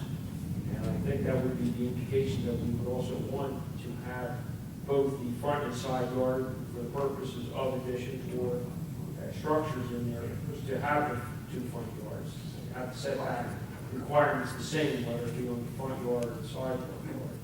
In essence, we don't want somebody to be able to put an addition on their property and have it come within 10 foot of the sidewalk. But this conflicts with our other chapters, is what you're saying. Yes, again, you want to allow a fence into that area. And again, as Candy just indicated, if you go 10 feet from a property line, which is a curb, you're talking about maybe 4 or 5 feet from the curb. So if you take another 5 feet, you could be within 5 feet of the sidewalk, the interior edge of the sidewalk. So the amendment would be in the case of a corner lot, is deemed to have 2 front yards? Is that What I what you're saying? proposed, Nick, I got the Candy, it was, in the case of a corner lot located within any residential zone, Okay, any zone. such lot, so, because we have 3, residential 1, 2, and 3. Such lot shall be considered to have 2 front yards for purposes of setback requirements. Now, would that normally be in a general provision, or does it get tucked into that R1? I would just put it in Okay. R1, R2, and R3. Okay. You can also put in the definitions of corner lot. Yeah, or, yeah. that's Well, right. there is a definition, isn't there, or no?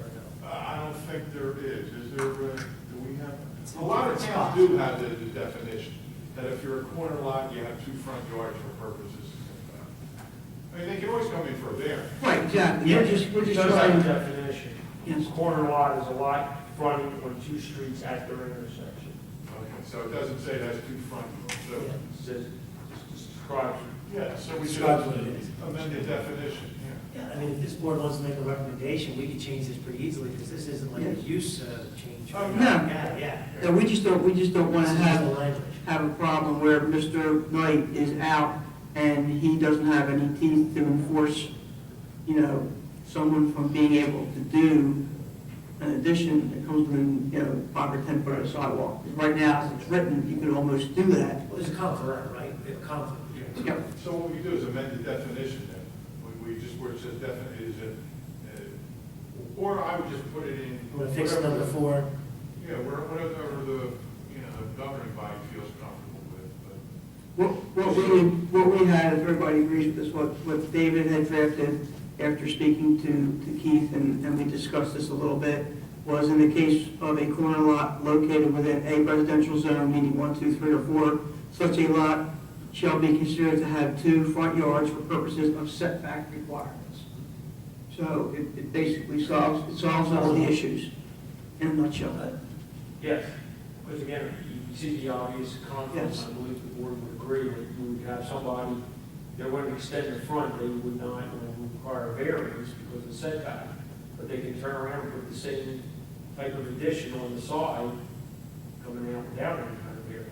And again, if someone were to come in with a plan that we felt was particularly suited to have a variance from that setback requirement, we could certainly entertain that and determine it on a case-to-case basis. We're not saying that we're not going to, we're not going to vary. We're just saying that we wanted to say that it's 2 front yards for the purposes of setback requirements, and at that point in time, we can amend it from there. Everyone agree with that? Yes. Okay. Madam Chair, what I'll do is I'll send a letter to the Borough Committee and. We can put on the agenda for next month. Yeah, we'll say It's this is simple, what we it's 2 readings, and then This is what we recommend, is a change in the definition.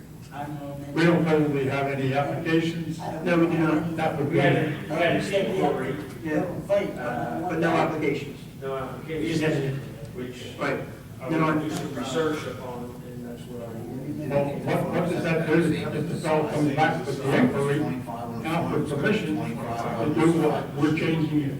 Yeah, I agree with that. I guess Mr. Rohan would have to comment on it, but I mean, if I were to receive an application prior to the acting of the ordinance. Dave, I asked the question if there was an inquiry to do something that we're trying to correct with this recommendation. So suppose that guy comes back With an application. before this happens on council. He come under the old. And But you can also have he's got a case. to deal with the other parts of the ordinance. And say you have to have a setback, just like the footprint we just did on that subdivision. Well, Because there's other part of the ordinance if I that made a says, current ordinance, it would allow me 10 foot. If we hadn't amended ours, he would come under the old, if he has an application. I get first reading, we get first reading done But, in June. yeah, I think it's wise to do it. Yeah, At least we have, I mean, if we have an odd shaped corner lot. Absolutely. And you Let them address come it. in. Absolutely. We'll take a look at it. case-by-case basis. Well, it's funny, we've had that, if you remember. Didn't we have one on Garden Terrace that was interesting? What was the back, what was the front? Yeah, on a shape, on Right on the curve there. Right on the curve. Yeah, I think this board, where it goes by Chestnut. Yeah, Chestnut, we granted that. It's a very unique area. It had sort of like 3 front yards. Had about 3 front. Mr. Knight, do you know how we're doing with Father Joe regarding the trailer? We had some communications back and forth. Mr. Hall, has that been resolved yet for Father Joe having that? I haven't had anything come up. I looked that up, Madam Chairman, and I found in our ordinance, it's at 368-2, that any alteration to any trailer or the building of any addition that's affixed to the ground. In other words, if you take a trailer, once you fix it to the Make it permanent. the ground, then you come, it's the same as if it's a dwelling. So then it would come under our ordinance for as far as setbacks are concerned. So if you bring a trailer in, you take the wheels off, it's a dwelling. Okay. Now, I don't know if you would need a formal site plan, or I think Mr. Pettit had said he was going to, Father Joe was going to give a drawing, is that correct? That's my understanding, and from my understanding, we have not received that yet. Okay.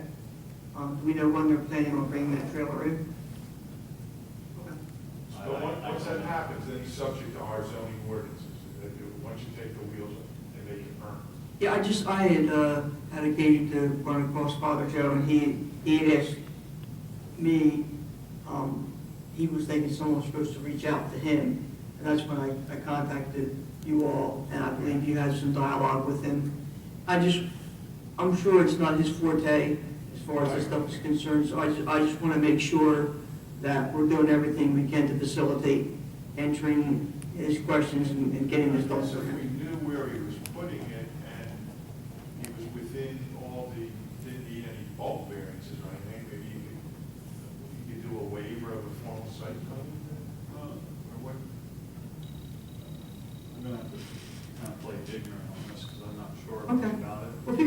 Mr. Pettit, that would be appreciated, and just communicate to Mr. Rowan and myself, and I want to make sure that, you know, if Keith has any questions, that they're being addressed, and if Mr. Meck has any questions, they're being addressed. I certainly don't want Father Joe to not be informed, and then go and purchase a trailer or contract and have a trailer there, Right. and then all of a sudden, we're pulling the plug on it. But is it not an approved zone? I'm sorry? If he has a drawing, we need somebody to look at it. Yes, if he has a drawing, yeah, but I think Mr. Pettit might have already contacted him. But Mr. Hall, So they're bringing in one of those trailers, that's, you know, like, they look like a face, So it's been they used just for- drop you there, you know. So, once they do that, it becomes a dwelling or a structure, so it comes under a zone, so we would have to meet any of the setback requirements. If he's within the setback requirements, then it's an approved use in that zone. Right, You can go through a building permit. Right, but I think the board would still like to see where he's putting it. Yeah. The father's putting it. and I'm sure we have a little bit of time, but next meeting's June, and, you know, it's going to be August before you Yeah, know. or it could be accessory use, Yes. you know. Exactly. The wood school's already there. He has one now. The other issue was adding something to an existing non-conforming use, which you agreed to. Yes. So if we could just communicate with Father Joe and just make sure that he is getting all the help that he needs to, Does the parish have an attorney usually? he came in by himself. Came in by himself. Don't they have like a pro, because most parishes, if somebody is an attorney in the parish. I've never advocated for any. Diocese has their own. Yes, correct, yeah. Well, will they help out the local parish? I guess you would have to consult. I would tell Father Joe, look, the board would like to know where it's going to be located. And then I guess from there, we can see if there's going to be. If we need to act on it, or if we don't need to act on it, but I just want to be proactive, Yeah. that's all.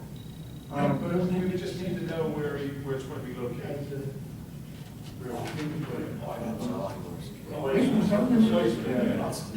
And he might need a survey, I'm sure they have a survey that can show where it's. I appreciate you doing this.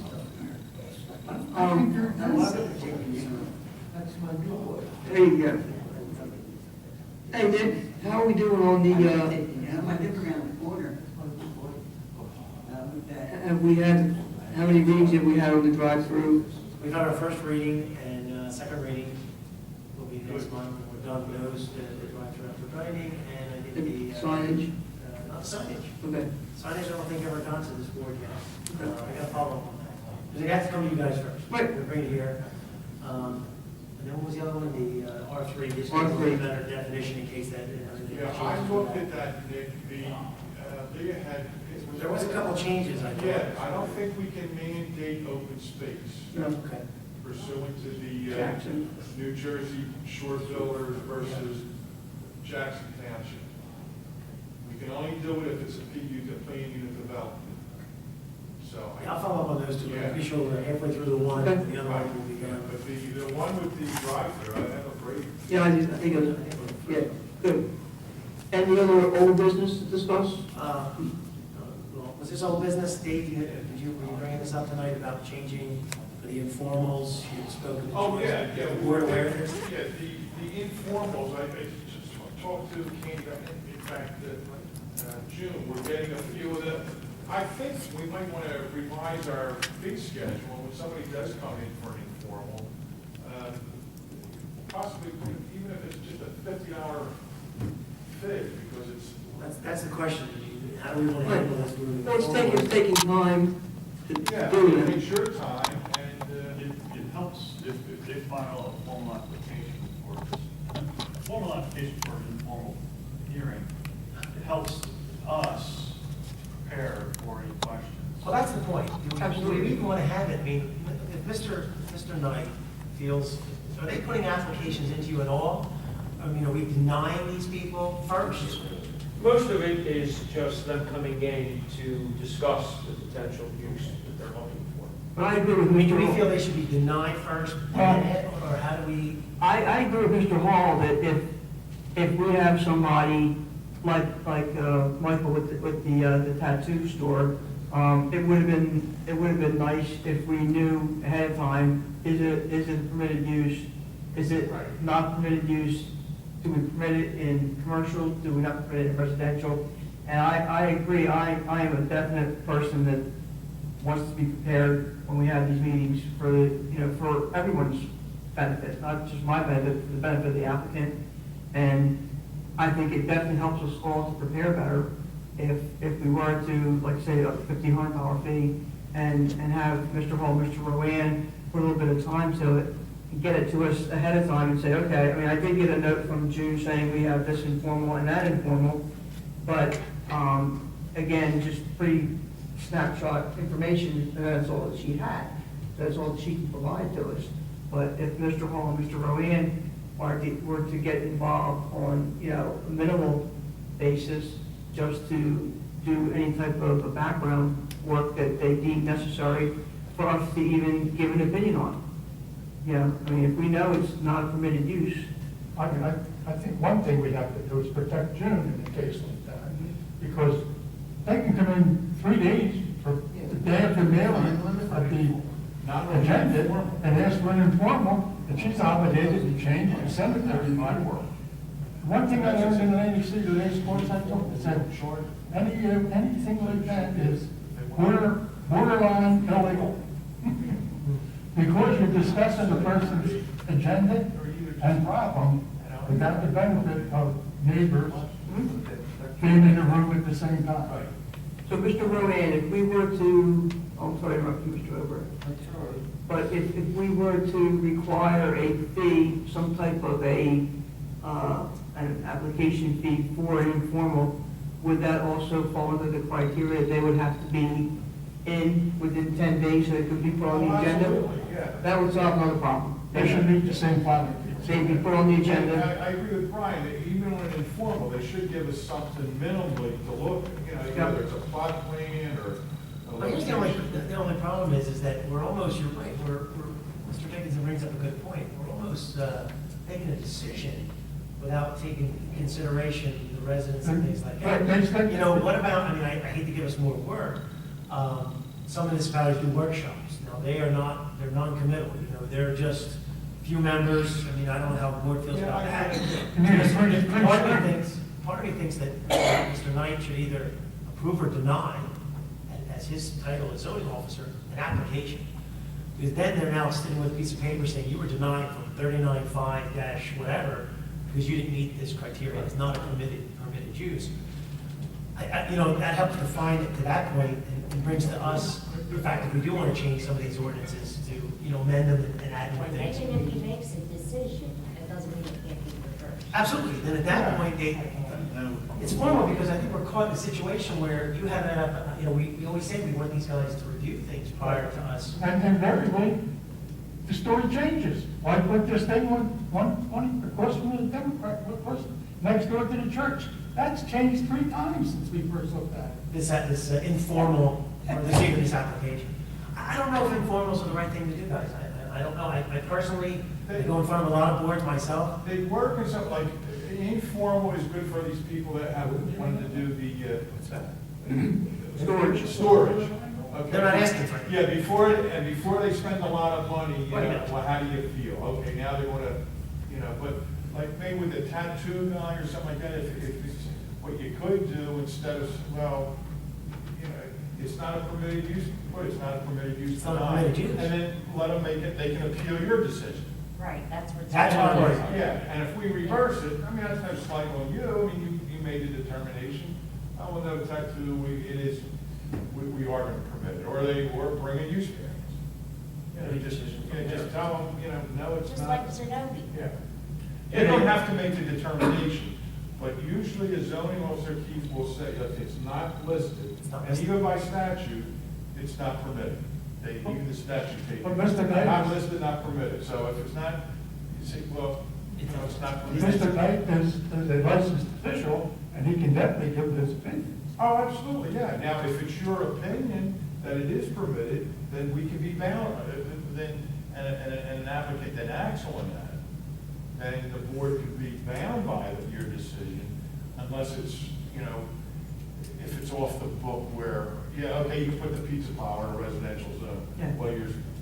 Well, they have to submit a zoning application to me, Right. and it's either approved or denied. That's what I feel. So, Yeah, just a they're. The council already set up that form. Right. It gives somebody what they're approved or not approved at that moment. Right. This vagueness that we're getting caught in right now, I think we have to stop. I think we need to make people come in for more formal applications. They can do is they can make the application, and again, as you indicated, if my interpretation of the listed uses does not comply with what they're applying for, it's simply denied. Right. Now, And you say, look, you have the right to appeal. Here's the form, you know, to appeal. And Jim be given the flexibility of saying, no, you're not, you didn't come in time for the next meeting. Absolutely, yeah, Jim. That's Somebody not a comes problem. and, That's a separate issue. Now, anybody can walk in, it's a public meeting, and come up with a public portion and say, hey, you know, all right, and then we would have to tell, you've got to make an application, or, I mean, anybody can do that. Well, what's the thought process of this informal? Do you guys like the ability, I mean, I'm new to the board. Is this something that's been happening just currently, or did this always happen? No, I know. Now and then. People come in and just have a question. Right, and that's not a big deal. No, because, you know, you want to be accessible to the average person in town, if they just have a question and. You don't want to make them If get a it's lawyer. not the 20-minute thing, that happens, Yeah, a few times when they start keep digging more and more, and you'll say, yeah, that's enough, but it's not. Yeah, I think one of the benefits of the informal is if someone were to walk in here, and again, now that we do have Keith in place full-time doing what he does, it certainly takes a lot off our plate as far as initial contact. But I do appreciate that some people don't want to hire an attorney to come in and find out you don't have a chance, that's not a permitted use, not happening, you know, or spend a lot of engineering money, you know, to come in and find out that it's not gonna happen, that's the wrong. Well, maybe then what Dave's suggesting is maybe we do have a small fee.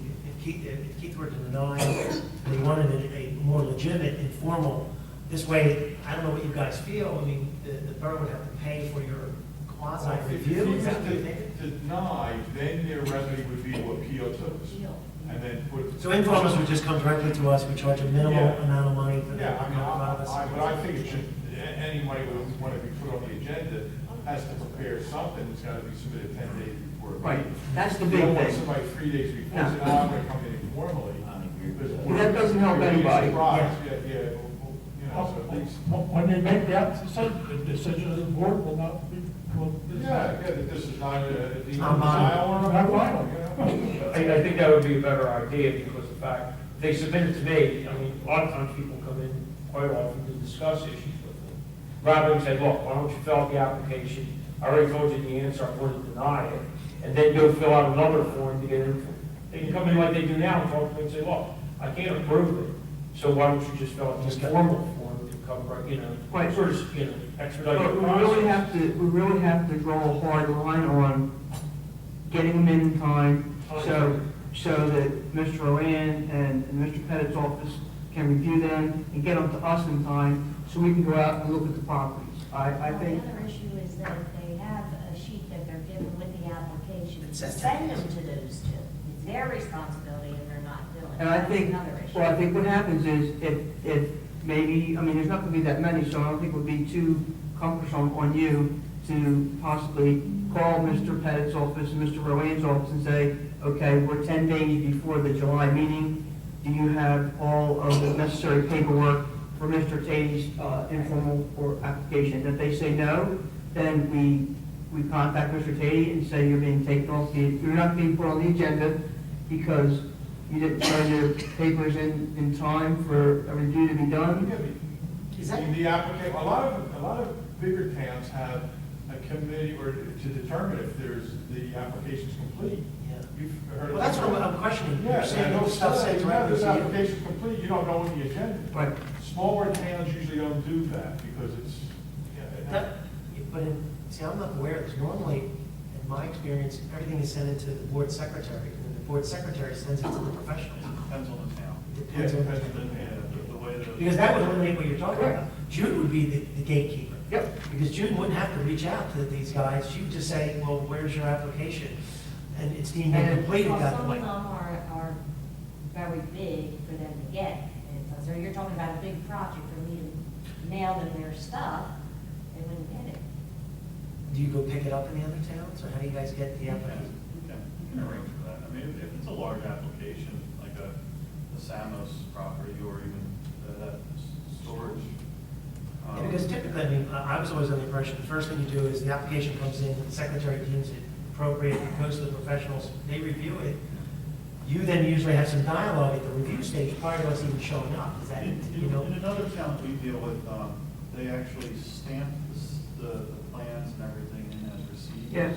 And then it's. On the date. Yes, Yes. and then it's up. So that to puts the you town. under the gun saying, we've already received it on our Right, time. well, yeah, it does, and then what happens is now the applicant has sets stamped in, and that applicant needs to turn around and hand deliver them to the professionals. Oh, okay.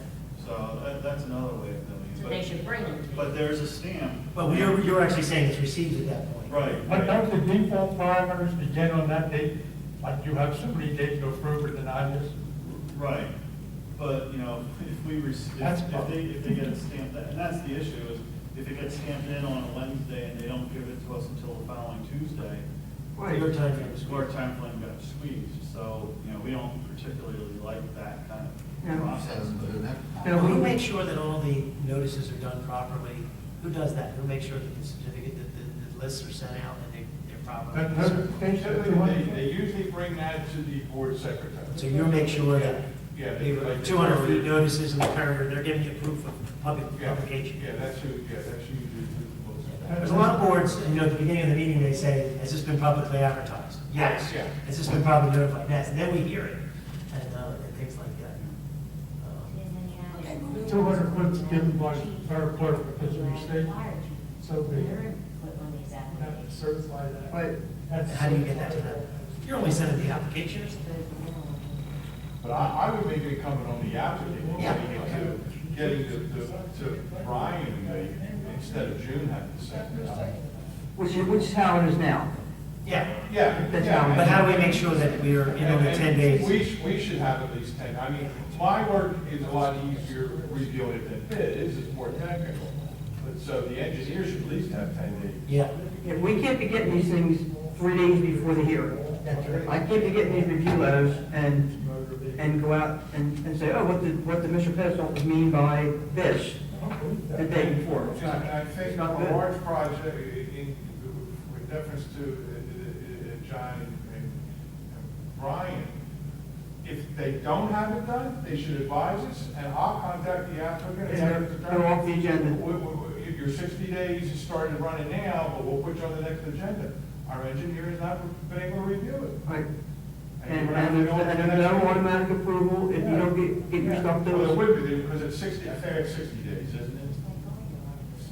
Yeah, but we're not talking about, we're not talking about him having enough time to review it. We're Yeah. talking about they're not turning it in in 10 days. Yeah. We shouldn't be accepting That it applications. has to be heard?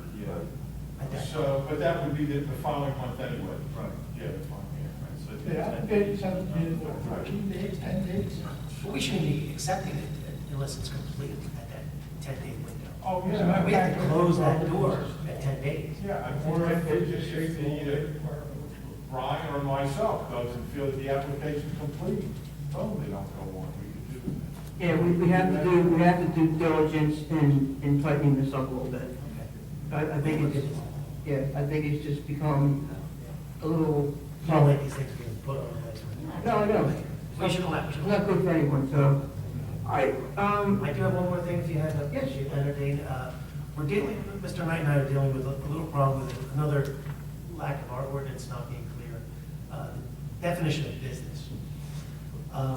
We're running this situation, and Mr. Knight and I, we haven't spent enough time on this, but we at least want the board to be aware of this, and actually I'd like to get some input from the board. How are we defining businesses? You know, we have businesses that are, you know, there could be an accountant working out of his house, there could be a landscaper working out of his house, there could be a carpenter that, you know, brings a pickup truck home and then goes to work, right? And these kinds of things. Our dilemma right now is we have no definition, and then even if we decide to start having a definition, definition, where do we put that line? Where do we define, at what point is it? In-home business? In-home businesses, Residential business. Residential businesses is what we're clarifying here. We're running into a couple situations where is that threshold? If a guy takes a pickup truck home, the guy's got a couple guys that show up in the morning and they go to work. Right. The customers coming to someone's house, where is this line? And we really don't have anything good. And I didn't know if this board had dealt with this yet.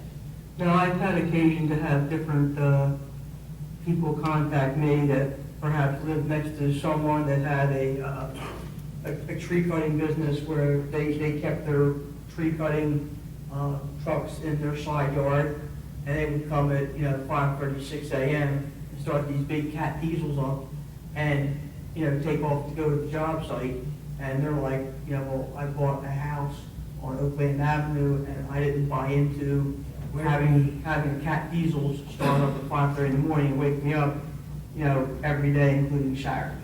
Now, I believe this town is a town where we have a lot of working population, so guys would pick up trucks and work. I think that's part of our community.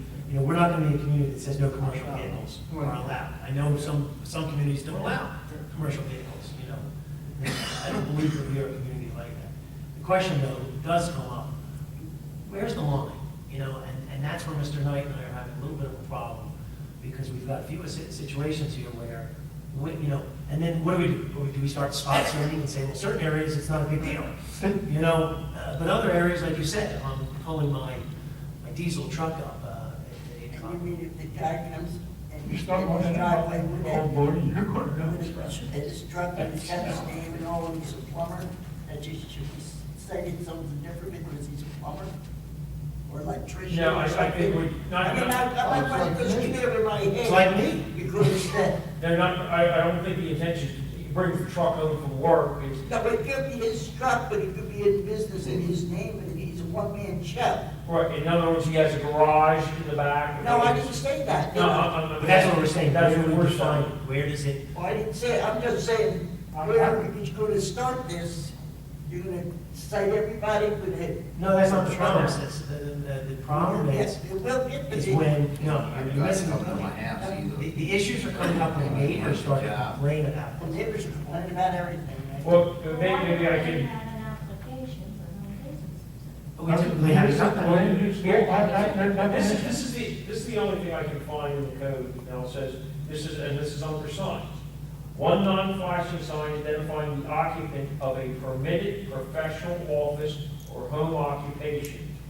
So it's telling you can have a sign for the permitted professional home office or home occupation. In what, R1 district, Keith? No, In other words, that tells you what kind of sign you can have for the permitted, Okay. but nowhere does it tell you what's permitted. So for instance, if you had an owner-operator and he has a tractor trailer, just the tractor plate, we don't have anything on the books now. We don't have it, the only thing we have here is saying you have a sign of a permitted home business, but nowhere does it give you the definition of what the home business is. It's a home business, Because the home is a not. hair salon where people come in and cut their hair. But this Home allows business for a is an sign accountant. of a permitted. Well, that seems pretty good. But, in a case where someone has a. Encroaching on other people's driveways and so forth and so on. For control. It's real easy to overcome. Anything on that. But I think the bottom line here is that we've got to come up with a definition of what a home business is. And I know this is tough, where do we draw that line? Right now, we've got a couple situations, we've got a situation where we've got a home office, and the question is that home office too big? Well, what's the definition of too big? Because they have one secretary, or they have two secretaries? That's your house to find out. They're gonna go to hell. Isn't that, we could go. Well, Mr. Knight, that's gonna be your answer, go to hell. Put that down, Keith. I property, I'll do what I want. Our issue is, And we're gonna cause more trouble with the public in this town and the people. And we're only common people in this town. We're not rich, we're not millionaires. the issue was brought up by the fire department, that's where the problem came from. This It's a particular case, safety the fire issue. department responded to a call, and there were people working inside the home, there's the business had trucks outside, and again, even if you take, for example, somebody walks in and says, I want a sign for my business, but the code says you can have the sign. So I say, okay, how do I get the sign? Because it says permitted, where do I find if they were permitted or not? There is no, I'm not saying we're gonna deny anybody, you're missing the Right. point. No, I'm sorry. We need to clarify. I don't know a lot of people. But what happens when your fire chief shows Let him up? go around and do it.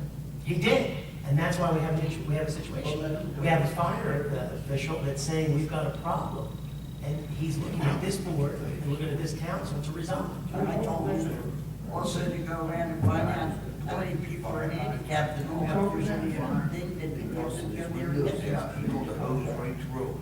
the only comment I can say. Sorry I brought it up. So what do you want to do? We'll do nothing? I just. One meeting, guys, girls. Madam Chair, Yes, sir. the only comment I can make is, I think the absence, like in any area, if you don't have a code, is worse than having a code. Because if you have nothing in there and you're silent, it doesn't allow you. If you have a code, you can always deviate from it. If you have a code, you can always deviate from it. Because if somebody walks into the office tomorrow and says, I want to operate a business out of my house, and I would, refer to the board, Mr. Runnemede, what is my response to it? It says you're permitted, so I want to get a sign, how do I get permission to have a business into my house? My response is there's no code on it. So then their response is, I will take out a certificate of occupancy and I'll request an inspection to open a business. Well, okay, if it's in a residential zone, we don't have anything about an ordinance regarding home businesses, right? Well, that's why we're back. So once again, Mr. Rowan, you bring up a great point. If the ordinance is silent, all these business owners, They're not permitted. that's the night. Technically, So you've they're not got a fire inspector saying you're operating a business that is not permitted in the residential zone. And what does everybody do? They point in 17 directions. All the other businesses. Yes. And how are we defining a business? A carpenter bringing his truck home, and he puts some of his tools in his garage, and he does his invoicing at night at his desk, or What about something like a business, like a business license? Okay, it would be a little bit easier to manage, and we could define business some way, somehow, we could, I'm for the home businesses. I'm just saying, how do we stop? Listen, we've had people, and before you were on the board, Nick, we've had people come in, neighbors come in and complain about other neighbors and things of that nature. And we have, in some instances, limited what a business could do. We've said to them, well, no, you cannot have a tractor trailer coming in and doing deliveries twice a week. And then we just approved the application for Bill's old building where Auto Water sign used to be for the new gentleman who's going to be selling motorcycle parts. And that's just going to be, but again, it's commercial. I'm not trying to mix the two. But that's going to be like a FedEx in and out type of thing. But I do think if we were to somehow maybe require them to have a business license, we could then have some criteria attached to that license saying this license does in no way permit you to park in excess of 2 vehicles on your property, something of that nature, if it's in a residential area. And again, they could always come in conditionally, and we could amend it if they show a special use, or if, say, their house is in R1, but it's at the end of Bowers Avenue, where they have room for 7 trucks. And why are you not permitting me to put my 7 trucks there? There's nothing there but dirt, But it would give us at least apparatus to start with, and it would give us something to work off of. It doesn't have to be an expensive fee or anything. It can just be something where it's a business license, where they come in and we kind of set the tone for what we want to define as a business and what we think is acceptable in a residential area. We're all common people here. We all know that, it's necessary if you're a plumber to park your plumber's truck in your driveway, because you're not going to be renting a facility to park 2 vans in. You're going to want to park in your driveway. But I think we all have enough common sense to be able to structure something under like a business license that would give some some semblance of order to what we think is acceptable, and that the other residents in your neighboring district are going to think is okay, and what they think is not going to be okay. You know, you're not able to park, 2 tractor trailers, on Bowers Avenue. You're not able to, have, a flower store where they're in and out of your house all the time. I think a business license might be a way to go. I think that was intended. Well, so I think the point though is not, the point is the business definition is what you're really getting at. The license part, I understand you want some kind of mechanism. But I think if this board, these members here who know this town, if we could come up with some type of definition that works for us, I think that would help Mr. Knight and myself, absolutely, council, to start to formulate something that, and your license point, I think that's your mechanism for compliance. Yes. That's a compliance issue, but we need That to. have been there for years, now all of a sudden. A bit more. Yeah. Anybody new has to go. Well, I think Mr. Rowan would answer the question that if it was not permitted before, just, if it wasn't legal before, it's not legal now because we didn't know that you were doing Why something. would you say it's illegal? It was Well, tried. because if you look at our ordinance right now, the ordinance has no mechanism to say that it's permitted to run a business activity. I'll give you another example. Why is it a yes or business no? if you've been doing something for years? I It was got, permitted before, and then the new Well, court gets we didn't it and permit it. get out. Well, I think what Mr. Rowe is saying is, as far as our books are concerned, there are no permitted businesses in the residential zone at this point in time ever, is that Yeah, correct? but there's nothing that says you can have a home business. Yes. It Yes. says you So have a it's- sign. Like some towns will have, if you're a licensed person, you're permitted, you can have, there's, Yeah, you could be a sign for I mean, it's my just like, you know, you can have, well, one thing was attorneys. In Voorhees, you can see clients in your home, but you can't have any employees. So I couldn't have a secretary work on my own. But if I wanted to have a client come to my home, I could, but I can't put a sign. I think. I'm not, well, you're bringing it, as long as I got a bit of pro No, you can't have an employee. I said, but your client bring a secretary. Oh, you're like, Where did you go? no, a client can come to my house. Right, but could he bring a secretary? Well, I guess if he wanted to, I don't know what, as long as she's not employed by me. Right.